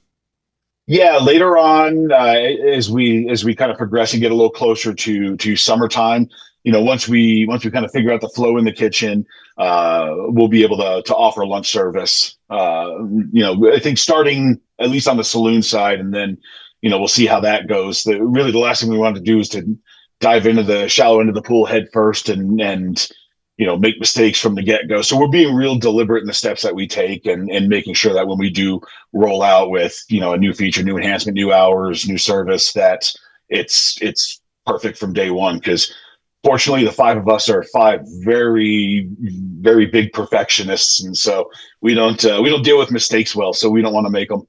No. How's it been, Brian? Because you also own Wyoming Dough Pizza and Grill and Cody. I mean, so I don't own Wyo Dough. That's 2 of the partners that own Cassie's. So they own Wyo Dough. That's Mike Jones and John Bjornstad. Wife and I own Cody Craft Brewing. But okay. Say again. I'm sorry. I kept talking over you. My apologies. No, you said the same thing I did. Oh, okay. It's to answer the question. It's been exhausting. Usually, wintertime up here in Cody, that's the time where everybody kind of relaxes, catches their breath after the summer, catches up on honeydews around the house. We kept the honeydews, but they were at a different location this time. Yeah, it's hard enough running your own business, let alone remodeling and just trying to start a new one. So yeah, like you said, I will say, at the brewery side, we've got some amazing rock stars that work for us that gave Jen and I the opportunity to be able to focus on Cassie's, and we wouldn't have been able to do it without them. So kudos to our team for holding down the fort while Jen and I were running around with our hair on fire, but still trying to keep a smile. Yeah, because how much are you going to be involved once it's opened? None of us are hands off, so we'll be involved. But we also have an extremely strong team over there. Our GM and assistant manager are rock stars, and it's taken me several years in my career to understand hey, you hired somebody to do this job, get out of their way. Yeah. But I'm absolutely doing that because I know we've got a team of rock stars at Cassie's now. I'll still be there. I'll still be watching, but I'm going to stay out of the way and let them do their job. And from what we've seen so far, it's been amazing. So it's, we'll be able to manage both and still get our required 3.5 hours of sleep a night. Because how it has been staffing? Have we hired everybody already? Or are we just still in the process? Yeah, so our front of house is essentially completely staffed now. As a matter of fact, we've got some, a training team meeting thing this evening. We're looking for a couple more folks in the back of house, so in the kitchen area. But outside of that, I think a lot of people know, like, hey, this is Cassie's. This is important. This is a fun place. This is, it's got a reputation, and a lot of people really wanted to work there. So we were very fortunate in that regard, to be able to get as many applicants and strong applicants as we have. Yeah. Well, we got about 45 seconds here to go. Well, what do you think people's reaction is going to be once it opens? It's a crystal ball. I think, from what we've seen, I think a lot of people are going to be very excited. We didn't really want to mess up, what was there, the historical aspect of it. And so a lot of that is still there. They're going to be able to see the things that they saw when they were last there. They're going to see the Tanya Tucker picture of her incident here in the 90s, and they're going to see the signatures on the wall from musicians. Previous owners from the past have been instrumental in answering questions. Fortunately, we live next to one of the original West the Band members who played here for decades. And so we were able to keep a lot of things true to what it was, and I hope people see that. Yeah. Cassie's Steakhouse, the grand opening April 17th at 2:00. Brian Walker, thanks so much for coming on the show. Thank you. It's the top of the hour. Let's head to news. It's time to take a look at what's happening around Wyoming. From the Cowboy State Daily News Center, I'm Mac Watson. Sovereign citizens in Wyoming challenge traffic laws and court authority with fringe legal theories and rarely, if ever, work. Cowboy State Daily's Dale Killingbeck reports that criminologists and sheriffs say the movement persists mostly online, but there's sometimes a tense roadside encounter. They like to go without driver's license, insurance on their cars. There's lots of videos of them on social media of them being pulled over by police, and then it's not ending well for them. Usually a bunch of police show up and pull them out of the car and they go to jail. And then they fight it in court. And this professor that I talked to from the East Coast that has studied them said that they're people that just don't want to follow the government, and they don't believe in licenses, even marriage licenses. Social media is full of videos of people who claim they don't need to have a driver's license, car registration, insurance, or other legal documentation because of their constitutionally protected rights. Wyoming Representative Abby Angelos is running for the Gillette area Senate seat now held by Eric Barlow, which means House Appropriations Chair John Baer will not. Cowboy State Daily's Claire McFarland reports that Baer doesn't like it when conservatives run against each other. So Abby Angelos and John Baer both are in that district, both in the House, both on the most powerful committee in the House, Appropriations. Which of them is going to run? And then Representative Angelos declared early last week. So I asked Representative Baer, I said, so what about you? Are you going to run? He said, no, I wouldn't run against Angelos. I resent when conservatives split the vote. When Baer was asked by Cowboy State Daily if he would run for his House seat again, he said he wasn't ready to declare his intentions just yet. I'll be back with more news from the Cowboy State Daily News Center right after this. This is another driving safety tip from WYDOT. Know before you go. Plan ahead, give yourself plenty of time, anticipate road conditions, and consider alternate routes. Make sure your vehicle's in good working condition. Proper tire inflation, fluids topped off, good wiper blades, and brake inspections. Your GPS might be wrong when it comes to the passability of alternate routes. Visit wyoroad.info for road conditions, closures, weather forecasts, web cameras, and much more. This has been another driving safety tip from the Wyoming Department of Transportation. My name is Joanne, and I'm a mom of 6 here in Casper, Wyoming. When you raise a family here, you don't just think about today, you think about the future, where your kids will build their lives and where your grandkids might grow up. What worries me is that my kids will have to leave Wyoming to find good, high-paying jobs. That's why Build Wyoming matters to me. Data center jobs are high-quality, high-paying jobs, the kind that give families a real reason to stay and build a future here. Give our kids and grandkids a reason to stay, and they will. Build Wyoming with Prometheus Hyperscale. Go to buildwyoming.com. Cowboy State Daily News continues now. Rock Springs' new solar sludge drying system will start drying out human waste year-round, starting in the summer. Cowboy State Daily's Andrew Rossi reports that Mayor Max Mickelson says the system will take care of the waste byproducts of humanity without stinking up Rock Springs.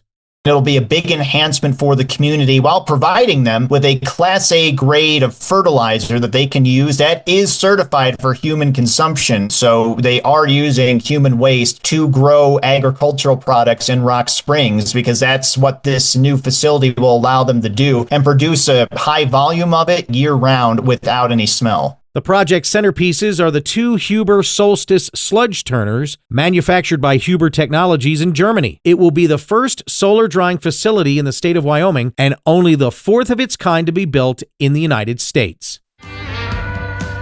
Wyoming has 13 100-year-old dude ranches, half of the 26 centennial ranches in the West. That's according to the Dude Ranchers Association. Cowboy State Daily's Anna Louise Jackson reports that they're all featured in 100 Years of Dude Ranching, which documents the industry's century of Western hospitality. So a couple of years ago, they were talking about what they could do to celebrate this anniversary. And Jay Wells, who owns a portfolio of dude ranches, asked a pretty simple question. How many dude ranches have been around for that 100-year period? And no one knew. So that kind of started this rabbit hole of research to find out how many dude ranches have been around for 100 years. And they decided to put together a book. So 100 Years of Dude Ranching is the book, and Jay Wells is the publisher. The team behind the book was strict about the criteria it had established. To be included in the book, a dude ranch must have been accepting guests in 1926.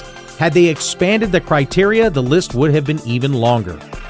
And that's today's news. Get your free digital subscription to Wyoming's only statewide newspaper by hitting that daily newsletter button at cowboystatedaily.com. I'm Mac Watson for Cowboy State Daily. There's a lot of need in the world, and if you're like me, it can seem too big to make a difference. But that's why I decided to start volunteering with Mercy Shifts. Dedicating a few weeks or months of my life every year in the service of others has brought me more than I could ever imagine. Plus, I'm getting to meet people from all around the world and make lifelong friends. Hey, Michelle. And with so much to do here, there's an opportunity for everyone to make a difference. High five. But the best reason to volunteer is knowing that no matter what you do, you're helping change people's lives every day. Whether it's for 2 weeks, 2 months, or 2 years, when you volunteer with Mercy Shifts, you'll find your purpose, your people, and your place in this world. And all you gotta do is visit mercyshifts.org today. I hope to see you soon.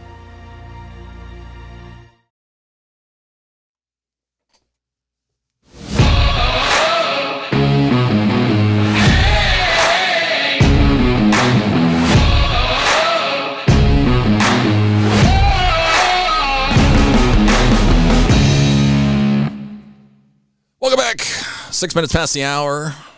Cowboy State Daily Show with Jake right here on cowboystatedaily.com. My name's Jeff, filling in for Jake this week as Jake is on vacation.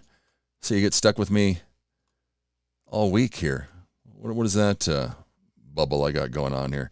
I don't know. I just had something running. I couldn't figure out where it was running at, but I found it before we came back on the air. Dale Kellingbeck. He's a busy man. He has got all kinds of articles up here, and now we can't see him. Let's flick our stuff around here. Maybe. Dale, are you there?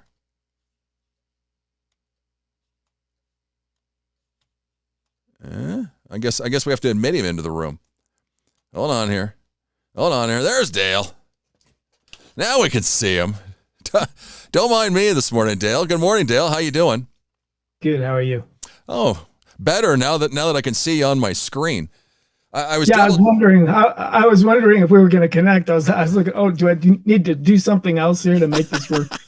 No, I was editing, and then I was like, "Did I edit that right?" So I was trying to listen to it, and then I couldn't figure out where it was playing at, and behind the scenes technical stuff. But yeah, you've been a busy man. This Lee Alley story, Wyoming's most decorated veteran, life changed by a former Vietnamese foe. This is a great article, Dale. I mean, did you find it because of the PBS story, the book? What?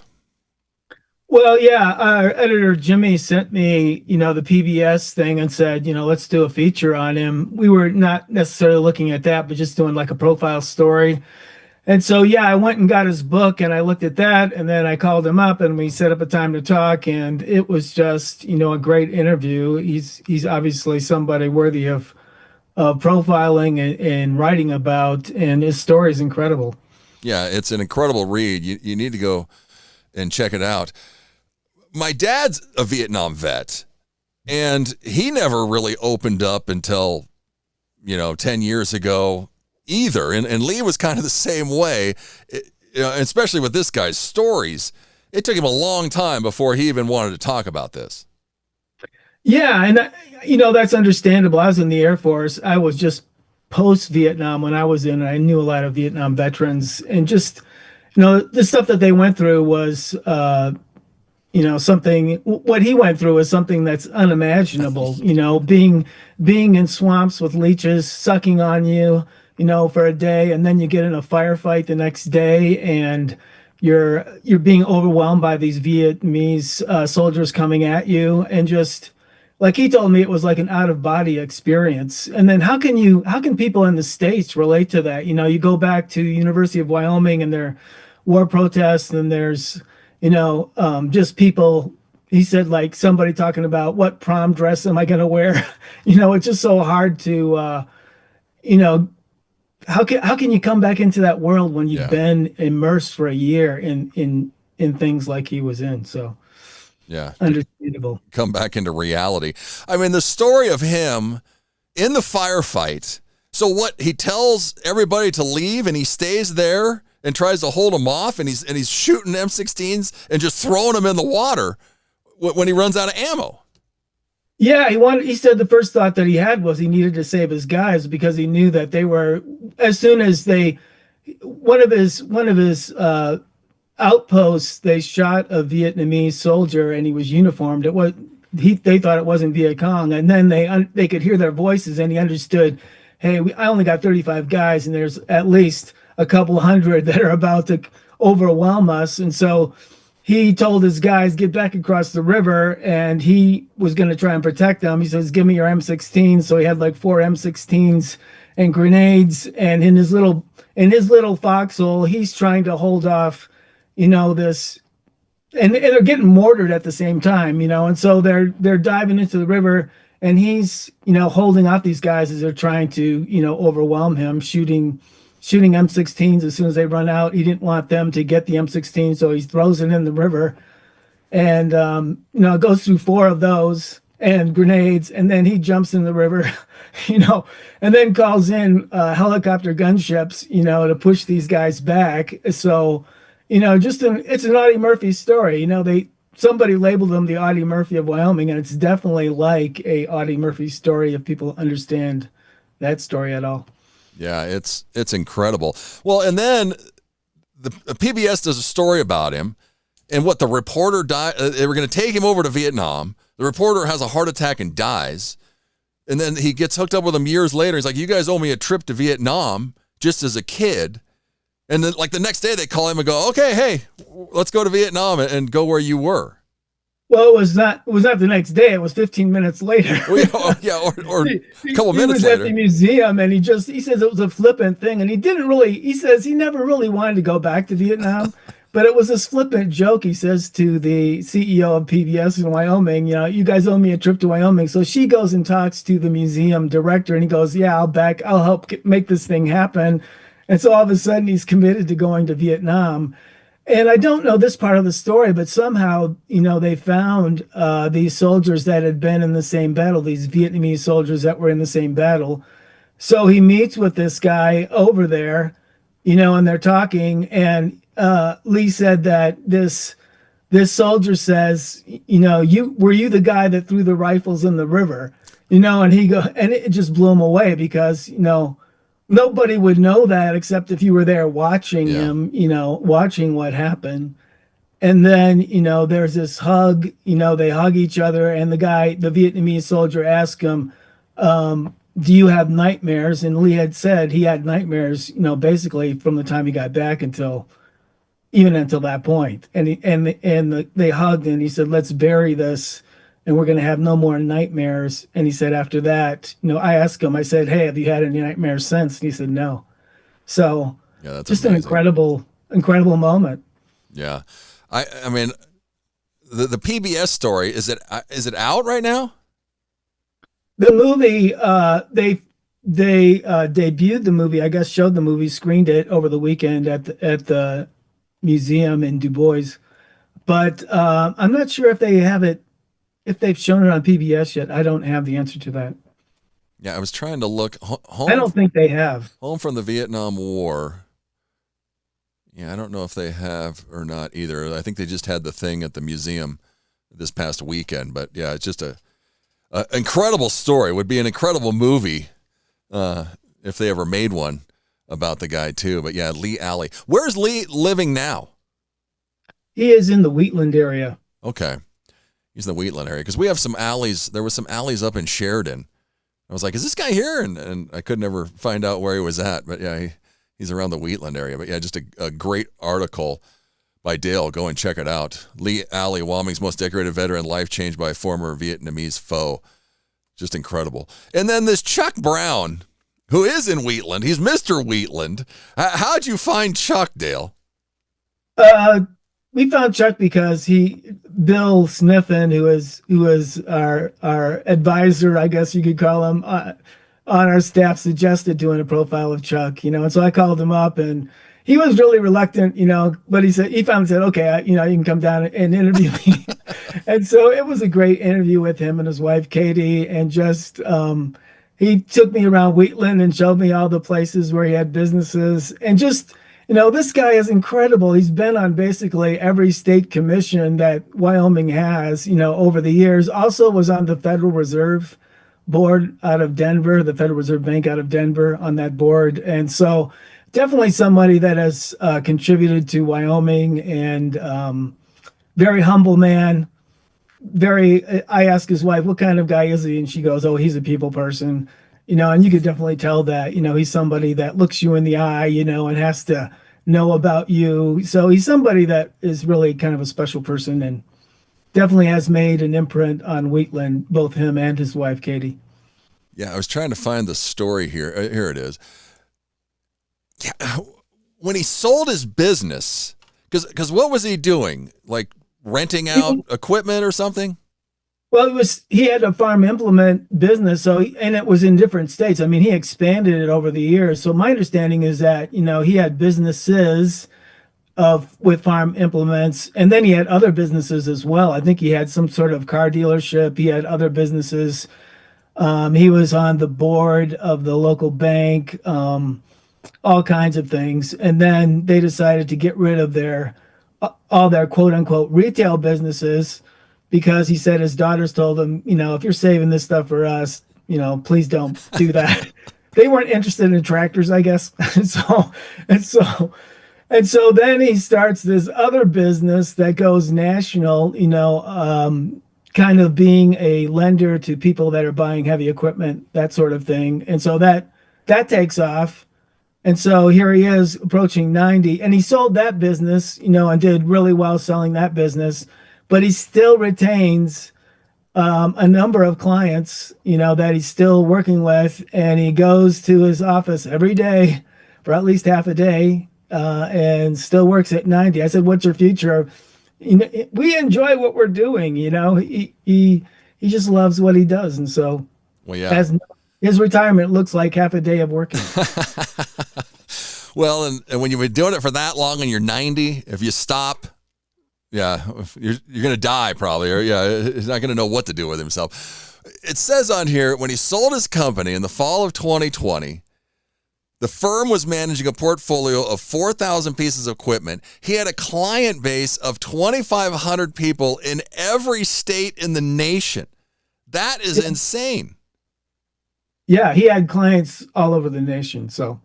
I mean, 2,500 people he knew in every state, or that was his client even. I mean, that's amazing, but unreal. So yeah, him and his wife working half a day a week. How was this garage? Looks insane. He's got buggies. He's got old tractors. How big is this thing? It's like a hangar, like an airplane hangar type deal. And so, yeah, he's got it filled with these tractors that he's collected over the years and these buggies, and they're really cool. And that's basically his only hobby. He likes to haul them. Like he puts the buggy behind a tractor, I guess, and he takes it to parades around the state, and that's one of the things. That's his quote unquote hobby. That's it. Yeah, that's what he enjoys to do. But he really enjoys it. Yeah. Is the yellow scarf his trademark, or was that just the day you were there? I don't have the answer to that, but it was a cool looking scarf. Yeah, it was a cool looking scarf. So what are we working on now, Dale? Oh, I've got some other things I'm trying to get a handle on, but I don't know if I want to say yet, because if I say, then I might not be able to follow through. So, but hopefully I can find some other fun profiles to do. Yes. So to be continued. To be continued. Yes, sir. We'll see. Well, right on. Well, thanks, Dale. Dale Killingbeck from CowboyStateDaily.com right here. Go and check out his articles on the website. Thanks so much for joining us this morning, Dale. Hey, you're welcome. Have a great day. You too. There he is, Dale Killingbeck. Yes, go and check out his articles. Wyoming people, Chuck Brown, Mr. Wheatland doesn't have time to slow down. Almost 90 years old. Impressive. Hope I make it to 90. Mac Watson will be joining us next on the show. We'll catch up with Mac right after this. Welcome to The Jake Show on Cowboy State Daily, Wyoming's daily dose of raw, unfiltered, and occasionally uncomfortable truth. I don't do talking points. I do reality. No spin, no fluff, just Jake. Local issues, national nonsense, and zero BS. It's truth, sarcasm, and grit, shaken, not stirred. I just call it like I see it, and I see a lot of Let's just say I see a lot. From the capital to the county fair, if it matters to Wyoming, Jake's got something to say, and he's not asking permission. The West was built by people who weren't afraid to speak up. I'm just keeping the tradition alive. The Jake Show, weekdays on CowboyStateDaily.com and wherever you get your dose of reality. Not for the easily rattled, perfect for everyone else.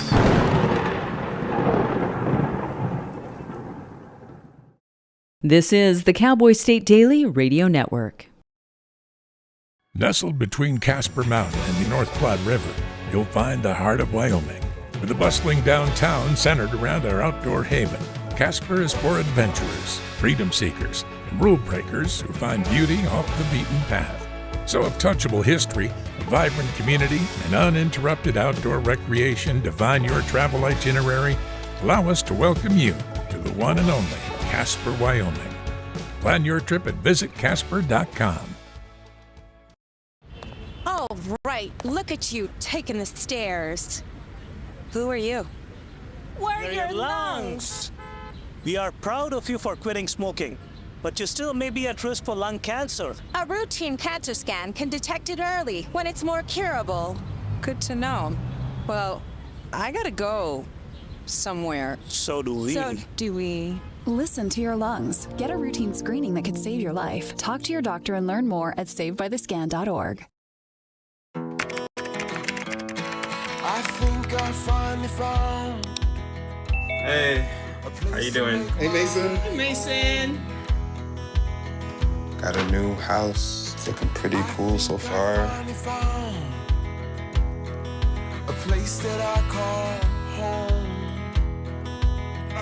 I'm teaching Louise how to cook some lasagna. It only takes a spark to make a fire start.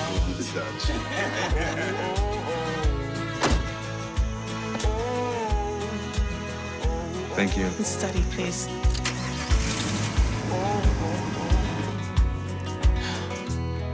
I think I finally found a place to make my own. A place that I call home. This place that I call home.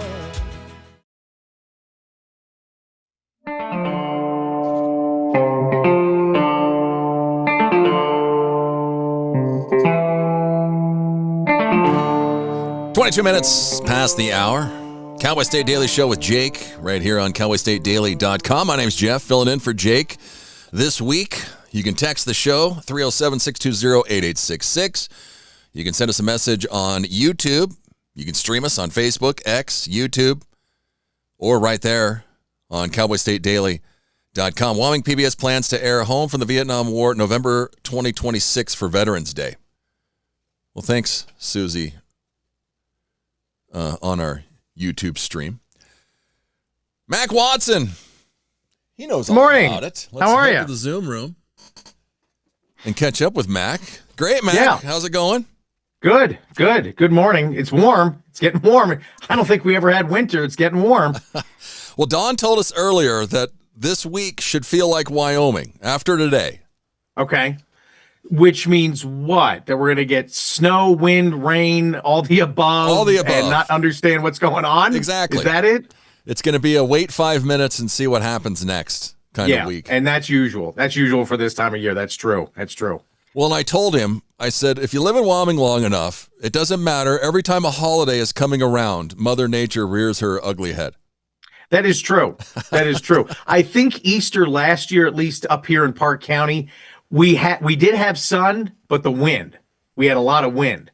But it was sunny on Easter Sunday, so we'll see what happens this week. But yeah, Don's absolutely right. If you don't like the weather, just wait 5 minutes. It'll change. Something will happen. Just don't worry about it. So, Yeah, it's supposed to be crappy, and then the weekend's actually supposed to be not too bad. Sunday is pretty decent, mid-50s. Yeah, so, exactly. So we'll find out. I don't know what you have done, but I don't really like Easter Sunday because all the kids want to do is find their Easter baskets. Nobody wants to go to, I shouldn't say nobody. The adults want to go to church and just, let's keep moving. Let's keep going. They want to see the Easter bunny. They want to catch the Easter bunny. They want to see if Peter Cottontail is hopping down the bunny trail. And it just causes too much stress for me. Like Christmas, I can kind of manage. You know what I mean? Yeah. Christmas is okay because you prepare the night before, you put everything together, you wrap it up, it's all there, and then there's like this assembly line of deconstructing it, right? The next morning, kids get up, hey, Santa Claus came, they open their presents, and then you kind of have the rest of the day just kind of hang out, right? Easter morning is so stressful because you want everybody to keep moving, but they get, especially my kids, they get hyped up on jelly beans and chocolate. They're no good. They're no good in church. And then you're like, shh.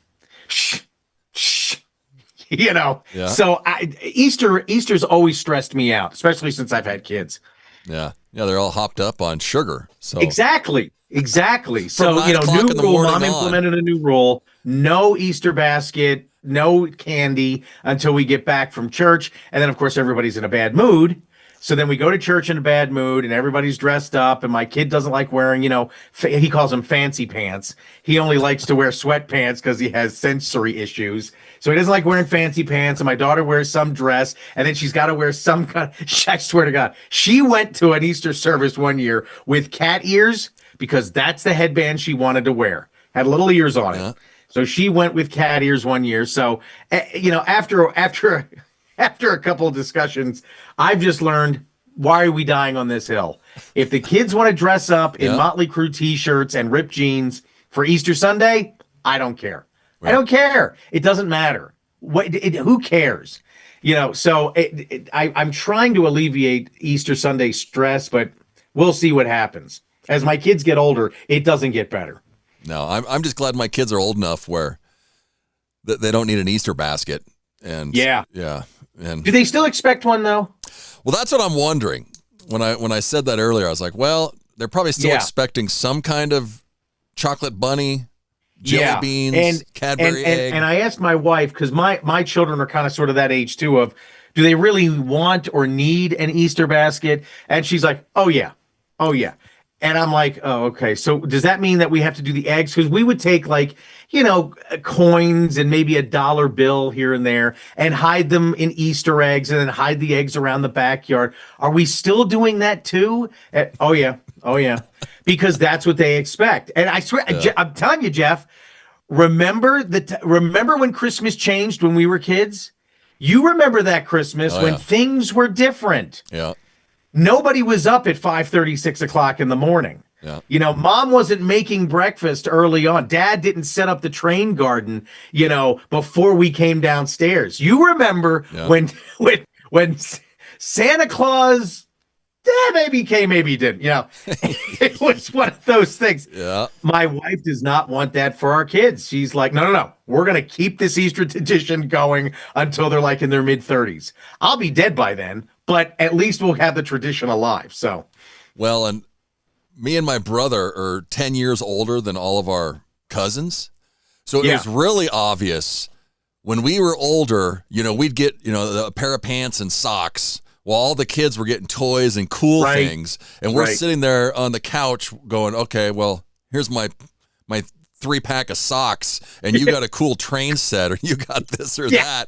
And I'm like, oh, well, they kept coming over. Your cousins kept coming over and go, look at this. Exactly. And look what I got. And and this has action figure, and this has a kung fu grip. Yeah. None of that. Yeah. No, yeah. And you're just sitting there, because I was the oldest too. So you're just sitting there looking like a doofus going, yeah, I got a turtleneck. Great. Yeah. I got my Washington Redskins trash can. That's what I got. Right. I live in Baltimore. I hate the Redskins. We don't root for the Redskins. You know, why did you get me this? Yeah. That has been, I don't know about you, but my mom could not buy you an appropriate gift to save her life. Really. You know, you could ask for whatever. And it boiled over one point. At one point, it boiled over, because I always tell the Christmas story, how my mom ruined Christmas when I was 7 years old. So that we do that every year. I do it on my podcast with my wife, and I do it on the show here. But as we got older, mom still couldn't get it right. So for college, I'm graduating from college. You know, I finally got a 4-year degree after graduating high school with a 1.6. You know, it's a pretty big deal, right? Okay. So I asked for, can I, you know, something, you know, if you want to buy me a used car and I'll fix it up, or if you want to buy me what? No, she decides she's going to throw a party, spend all that money on a party, and invite every childhood friend I ever had that I haven't spoken to in 10 years. Oh, geez. So so that was one example, right? You know, like my 3rd grade teacher that I didn't like, she showed up. You know, this other person showed up from my 2nd grade. And I'm like, what am I supposed to do with all that? So fast forward, I'm about 30 years old. I'm making some pretty good money in radio, which is very unlikely, you know, very rare, but I'm doing well for myself. And so I go home, and my sister asked for an iPod.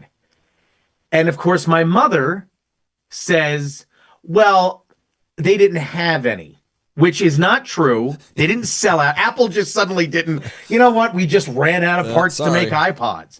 She got my sister a Zune, and my sister sat on the couch going, and I got up and I went right into my mother's face, and I go, why do you always do this? And I went to my sister. I said, if you want an iPod, I will buy you an iPod. I will get you what you want, because obviously that's not happening here. It was not a joyous celebration, Jeff. It really wasn't. Not a joyous time in the Watson household. And so I understand where my wife is coming from. You don't want to interrupt, or you don't want to stop certain traditions. Yeah. We'll see what they want maybe next year, but this year we're having the Easter egg hunt. We're having the Easter basket, and by God, my kid's going to wear some funny pants or some scratchy pants. And we're going to church. And everybody's going to have a good time. Dang it. You're going to have a good time whether you like it or not. Right, exactly. Yeah. You remember when our parents used to, you know, buy cars, right?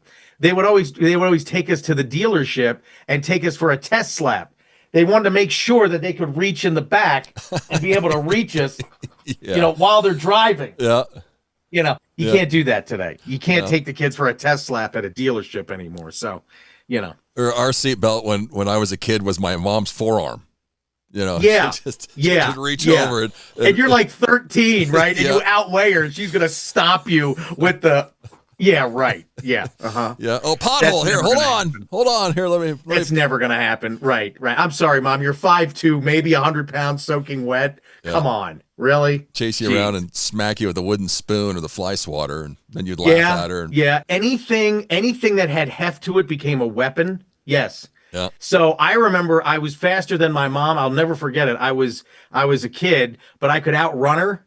So as soon as she reached for the wooden spoon, I just took off like a bat out of hell, and I would outrun her. But then it would make it worse because then when she finally caught up to me, don't you run away from me, Yeah. Oh, the joys of growing up in the 70s and 80s, Jeff. Jeez Louise. Yeah, a lot different for us back then. But yeah. Oh, yeah. Well, even last year when my wife was buying my daughter, who she's 20, so she was 19, she was buying her chocolate. I was like, do we really need candy for the kids? And yeah, she's the same way. Yeah.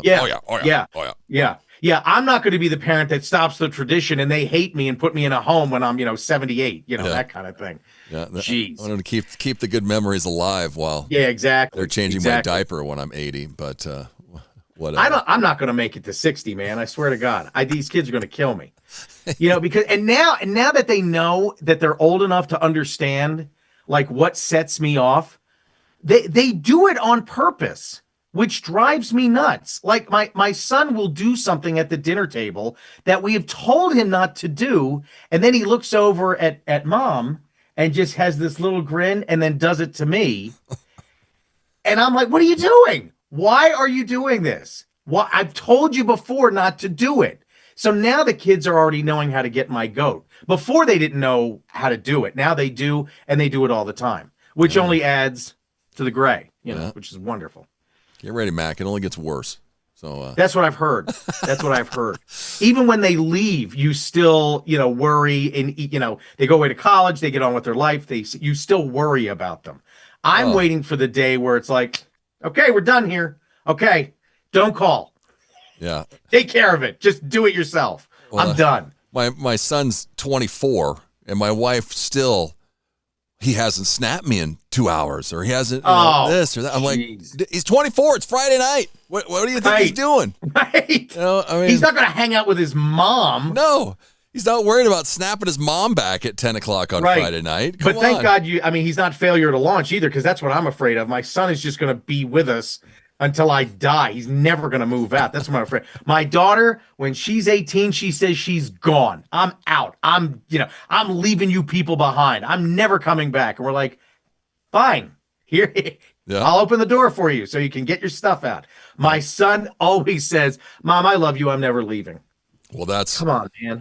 My son graduated from college and came back and lived here for a year and a half. And I was thinking the same thing. I was like, he's never leaving. And then he did move to Bozeman a couple of months ago and still there. Did you leave after you left? Or I had to come back because I graduated in the second worst recession second worst job market since the Depression. I had to take a job driving a truck. I could not find a gig. And so I lived with my parents for like 2 years. And then I got into radio. And of course, radio doesn't pay anything. No. So my dad kept saying, why do you take these jobs that don't pay you anything? Get a real job. And he said that for like 10 years.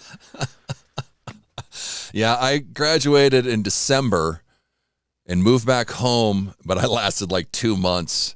And I was like, I got to get out of here. And I moved to Florida because my dad lived in Florida. So I went and moved with him and worked. And it was the same way. I had a TV production degree. I was like, I can't get a job. I went and worked at Universal Studios building Islands of Adventure and worked 7 days a week and made enough money. And I was trying to get a job. And then I got a job in Boise, Idaho at a TV station. And we moved to Boise like 6 months after that. But yeah, geez. It's You talk about clash of cultures. Yeah. You went from Florida, the depravity of Florida, to Boise, Idaho. Yeah. I'm surprised you're not insane. Jeez. Well, I went from Laramie to Buffalo, Wyoming to Orlando. Oh, okay. And, my dad was in New Smyrna Beach, but I was working in Orlando. Right. And then moved to Boise. Oh, yeah, it was crazy, but yeah. What's the town you moved to that you said within like a couple of weeks, I gotta move out? I'm gonna send out tapes and resumes like as soon as I possibly can. What was that? Well, not really. I was in Boise for 2 years, and then I went to Madison, Wisconsin for 2 years. College town, not bad. Yeah, and I loved Madison. And then my wife got pregnant, and we went back and we moved closer to home. We moved back to Sheridan, and then we moved to Saratoga, Wyoming. And we were there, and that wasn't bad. I like Saratoga, but it's a small town. Yeah. It's seasonal. And then moved to Laramie again. And actually, when we moved back to Laramie after college, we were like mid-20s, you felt like you were 60 because it was all college kids. And then you're like too old to not be cool or to be cool anymore.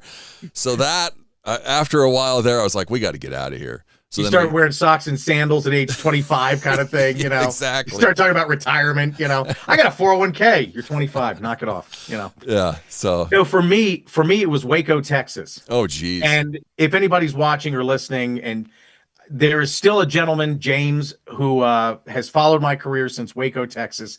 And he follows me and he listens to me and he downloads the podcast and he listens to the news. So, James, I apologize. You were like the only good thing in Waco that I ever found. But I got there, and the second day, the sales manager didn't ask me where I went to college or where I'd worked before or what do I think about talk radio or anything. No. So what church do you attend? Oh. Okay. And you quickly learn that Baylor University controls everything. Yeah. So by the time my apartment lease was up and I had moved from Austin, the decadence of Austin, I moved back to Austin and I commuted an hour and a half each way for like 3 years in Waco. And I swear, the head of what was then Clear Channel news, talk, and sports programming, which was down in San Antonio, called me up one day and said, "What are you doing in Waco?" I go, "I don't know. I have no idea." But it was my first talk radio gig. I'd done music for like 8 years. Yeah. So, I'd worked all over, the country in music, but then my first talk radio gig, 2 months before 9/11, mind you, that was fun. 2 months before 9/11, I take this talk radio gig. I have no experience. And my general manager named Zach just said, "Just don't have any dead air and you can stay here the rest of your career." And that was it. That was it. That was my introduction to talk radio. There you go. It's all yours. Just keep talking. You'll do fine. Just keep talking. Don't have any dead air. And sure enough, the 9/11 happened 2 months later. Wow. And so 9/11 happens and the president is George W. Bush. Where is George W. Bush's ranch? Where is his compound? Somewhere in Texas. 6 miles outside of Waco, Texas. So when he disappeared and people knew what was happening, that we were being attacked, his general manager, the sales manager, and 3 salespeople are in my office screaming and crying, "Are we next? Are we next? The president is coming here." Wow, yeah. Now, I grew up outside of D.C., so I lied. And I said, "Hey, look, I'll make some calls. I know some guy at the DOD. I know somebody that works for the CIA. I don't know anybody. Are you kidding me?" Like I said, I'm in radio. I'm a circus clown, I said, "I'll find out." And so I knew I had a 50-50 shot. Either we were going to get attacked or we weren't. So a 50-50 shot. I had the same odds as a, one-eyed dog. 50-50. Luckily, it turned out he went to Offutt Air Force Base and didn't come to Waco, but people were certain he was going to land in Waco and go to his ranch and hole up there until we figured out what was going on. Yeah. So the sales manager then comes back and goes, "So did you make those calls?" And I said, "Yes, he's not coming. He's not coming here." "Where's he going?" I'm like, "They won't tell me. I don't have clearance." So then 3 days later, people are like, "Where's Dick Cheney? Where's the vice president?" I said, "I know where Dick Cheney is. Dick Cheney's in the underground Pentagon.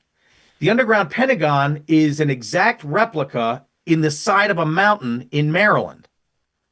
That afternoon, "Yeah, we're the Secret Service. We'd like to talk to a Mr. Mac Watson, please." "Sir, how do you know where Dick Cheney is?" So that's just a little insight into my radio career. Wow. Of how weird my radio career has been. Oh my God. But Waco was the town that they tried to be Mayberry. This was around the year 2000, right? They still thought it was 1957. Yeah. So by the time I left, they actually got a Hooters there. They had a priest. I'm serious, Jeff. A priest, a rabbi, and a mom. Didn't know anybody Muslim lived there. And a reverend to bless the Hooters before it opened. Swear to God. And they made sure it was built right by the side of the highway so nobody in town could see it. Yeah. That's Waco, Texas. And you know what? They're probably still like that. And James, again, I apologize profusely if you're listening, but James was the only cool guy that I met in Waco, Texas. So, man, awesome story. Well, thanks, Mac. Yeah.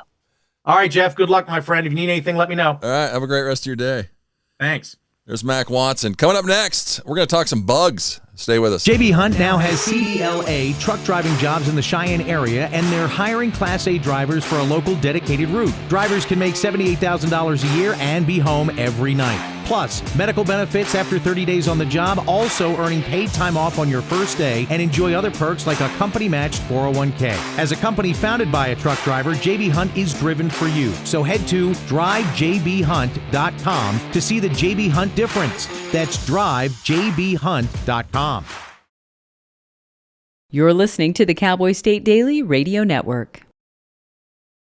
Wyoming is a place of unlimited potential, a place that inspires us to dream.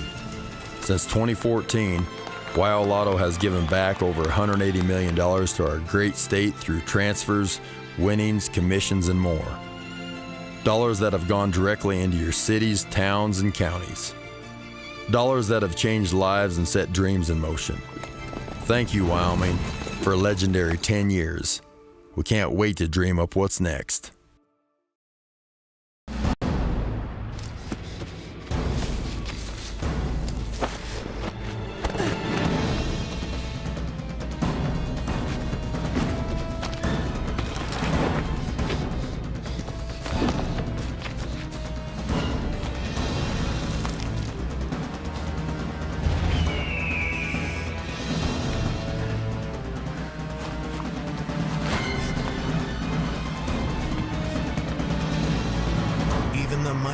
Might not see it coming. It's prediabetes, and it captures 1 in 3 adults. You may not even know you have it, but you can escape. Take the 1-minute prediabetes risk test to know where you stand. With early diagnosis, you can change the outcome and prevent or delay type 2 diabetes. Be your own hero on smartphones everywhere at doihaveprediabetes.org.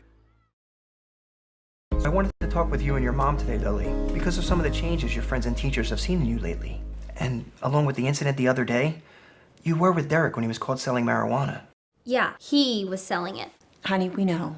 But we care about you and want to know what's going on. That's right. We'd like to understand it better and see how we might help. And if weed is a part of it, we want to make sure you know about the negative consequences for someone your age. So, can we talk? Talk. They hear you.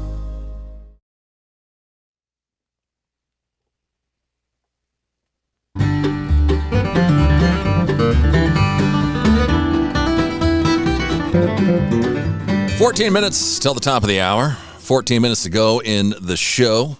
Cowboy State Daily Show with Jake right here on cowboystatedaily.com. Jeff filling in for him this week while Jake's on vacation. Let's talk some bugs. Scott Shell, he's an entomologist at the University of Wyoming Extension. He joins us now. Here comes the bugs. Wyoming's warm winter likely means a whole lot of insects, is the article on cowboystatedaily.com. You've probably been a busy man, Scott. How are things going?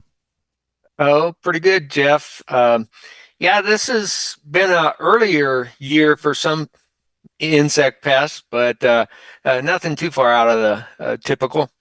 Well, that's good. We just might see a lot more of them. I mean, that's been the story of this year. Everybody that we talk to, it's like, well, it's earlier this year than normal. That's like the catchphrase this year. It's earlier than normal. But yesterday I'm in the shower, or I get out of the shower, and there's a fly in the bathroom already. I was like, is that what I'm hearing is a fly? Sure enough, a fly in the bathroom. Filth flies. This is the first time I've heard this. Filth flies. Aren't all flies filthy? Well, no particular species are termed filth flies because they have adapted to living with us, and they can utilize garbage and other types of unsavory food. And so things like house flies or the blowflies, the big hairy kind of black ones, or the shiny blue or green ones are species that are often referred to as filth flies. Yeah, disgusting things. And I mean, without cold temperatures to keep the mosquitoes away, are they out yet? When are we going to see this? Well, the mosquitoes, we lump them all together, but Wyoming has close to 50 species, and there are some of them that actually overwinter as adults. And so, the warmer spring weather will start to activate them, and other species that are kind of the really big plague nuisance problems later in the spring, they overwinter as eggs. And so it'll be a little while before we see a lot of them. But yeah, there's some of them that with this warm temperatures, you'll start to see them out and about. Yeah, and now with the moisture coming this week, we'll see what happens. 50 species of mosquitoes? Yeah. Do they all carry West Nile or just different ones? No, it's the main one that causes West Nile transmission to humans and our livestock is called Culex tarsalis. Its common name was the Western encephalitis mosquito because of its ability to harbor these diseases and amplify them and then transmit them to the animals such as ourselves when they feed on us. So the vast majority of our problem ones are more, they're just a nuisance. They are the floodwater mosquitoes. And so if there's any bright side to having such a severe drought and low snowpack is our rivers probably won't flood as much, and that flood and then receding water is where those mosquitoes will come from. Their eggs will hatch and come out of that standing water. Yeah, so that could be a good thing, but yeah, they're still going to be around no matter what. And this weekend, I put the flea and tick on my dogs because my wife works at a school here in Sheridan, and she said they're already seeing kids with ticks. Yeah, it's the ticks around my place. Rocky Mountain wood tick is the one I deal with and is probably the most common in the state. They get active when you see the ground squirrels come out of hibernation is when I've kind of noted it. I don't know if it's official, but that's when I start picking them up off of my horses is that because the first two stages of the Rocky Mountain wood tick, they utilize small rodents for their host. And then the adult form, they prefer larger animals. And so that's, we qualify if we encounter them. Yeah. Horses, dogs. Yeah. So get your flea and tick on. What'd you say? The lack of vegetation because of the drought, we're not going to see as many bees and butterflies this year? Right. Yeah. We've had a couple of years of pretty severe drought. And so, the floral resources, the blooming plants, that's the primary food for our bees. And then by bees, I mean not just European honeybees. I'm talking about bumblebees and mining bees and adrenid bees. We have an estimated probably, anywhere from 600 to 900 species of bees in Wyoming. And so they depend on being able to harvest pollen and nectar in order to provision their young that will then be the next year's generation of bees. And so you have years where you have very little flowering going on out in the prairie or native vegetation. That impacts their populations. They start to decline because they depend on that for food.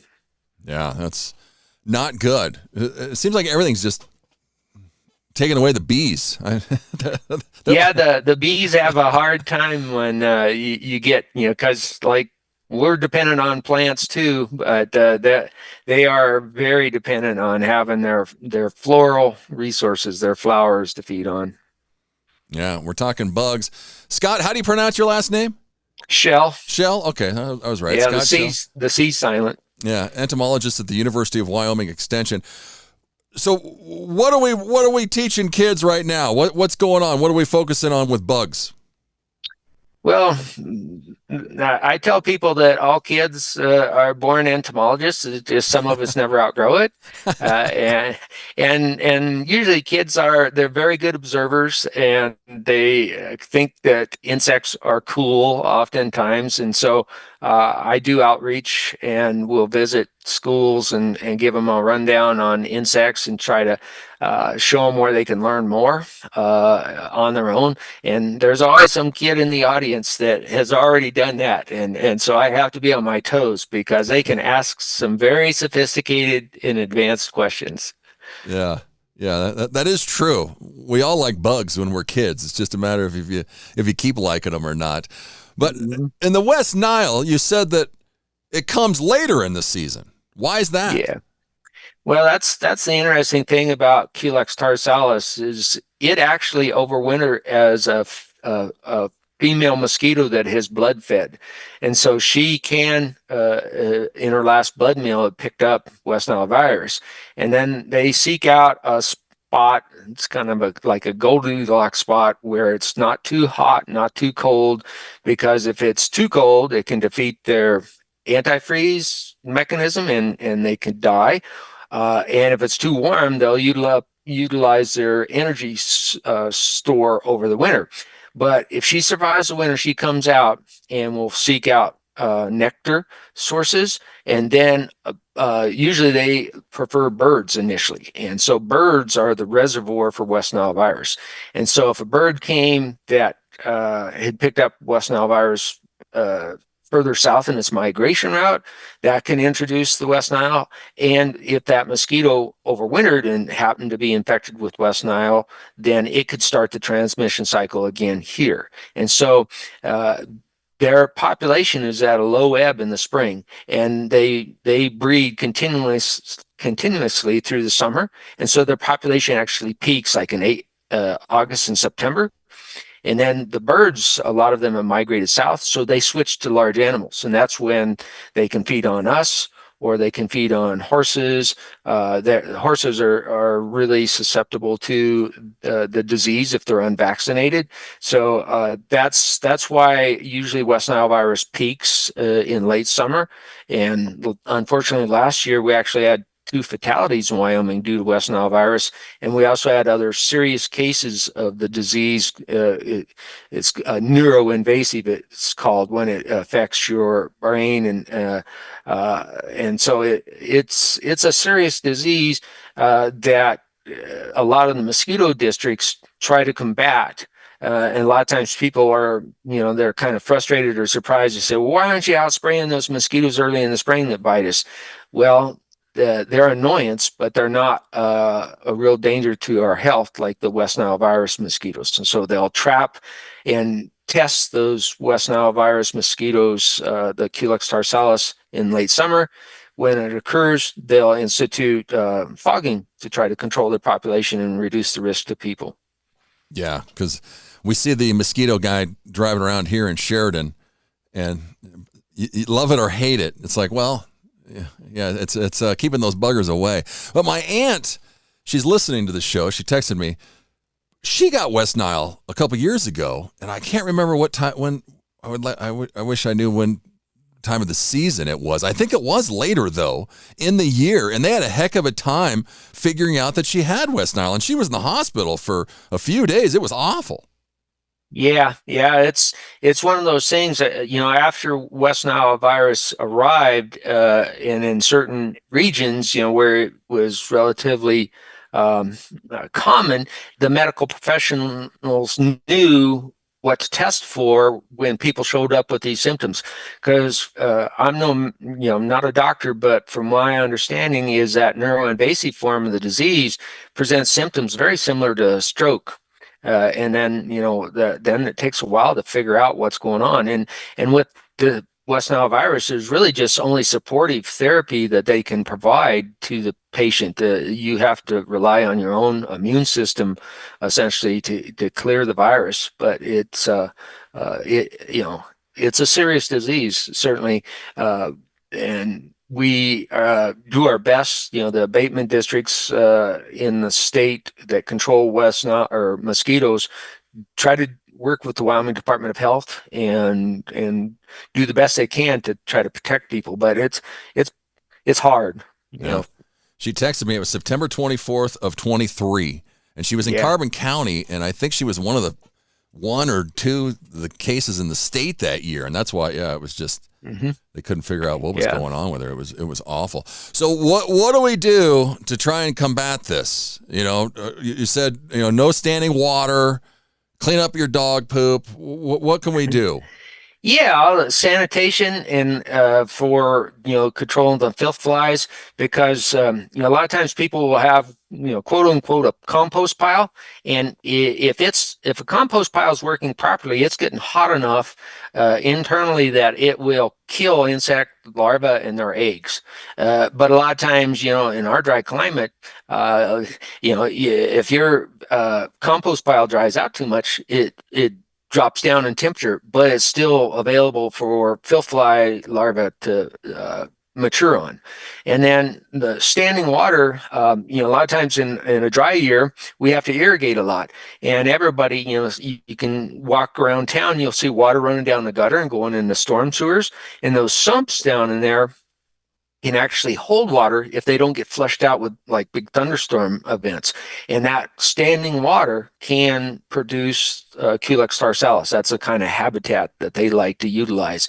In old bird baths, kiddie pools, you want to dump them frequently enough that they can't complete their development in there. So, that's one thing to do, is just not do everything you can to reduce the habitat for the pests, and conversely, grow some flowers for the bees and help them along. Exactly. Get the flowers out there, but keep everything cleaned up around the yard. Well, Scott Shell, entomologist at the University of Wyoming Extension, thanks so much for coming on the show. You're welcome, Jeff. Thank you. Have a great day.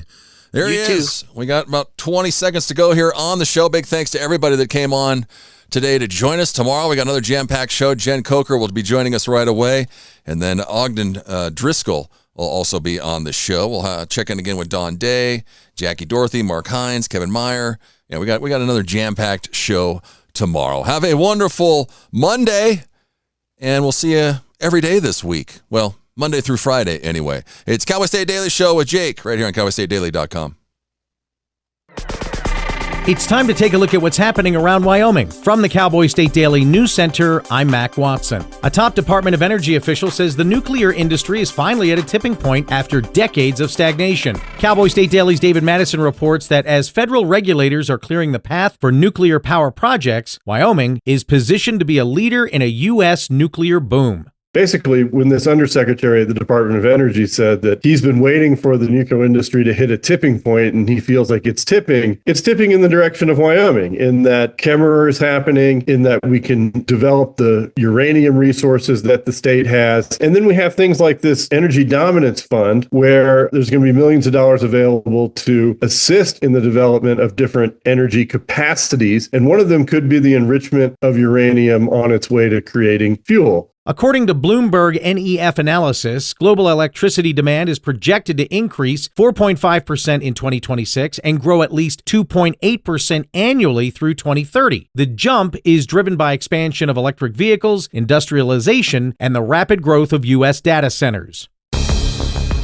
When Wyoming's most decorated soldier returned to Vietnam as part of a Wyoming PBS documentary, Lee Alley didn't expect to meet a man who witnessed his actions at a battle that led to a Medal of Honor nomination. Cowboy State Daily's Dale Killingbeck reports that the words his former foe spoke changed his life. He got a Distinguished Service Cross, many more medals, and then went on to a life after the service here in Wyoming, but struggled with nightmares, and then returned to Vietnam just in the past year and met a former foe who knew exactly what happened that day. He said they hugged one another, and the man asked him, "Do you have nightmares?" And he said, "Yes, I have nightmares." And he said, this Vietnamese ex-soldier said to him, "Let's say from this point on, we're not going to have nightmares. Let's bury the past." With his 80th birthday coming in a couple of months, Alley can now go to sleep at night without nightmares that have plagued him since returning from Vietnam. I'll be back with more news from the Cowboy State Daily News Center right after this. This is another driving safety tip from WYDOT. Know before you go. Plan ahead, give yourself plenty of time, anticipate road conditions, and consider alternate routes. Make sure your vehicle's in good working condition. Proper tire inflation, fluids topped off, good wiper blades, and brake inspections. Visit yoroad.info for road conditions, closures, weather forecasts, web cameras, and much more. This has been another driving safety tip from the Wyoming Department of Transportation.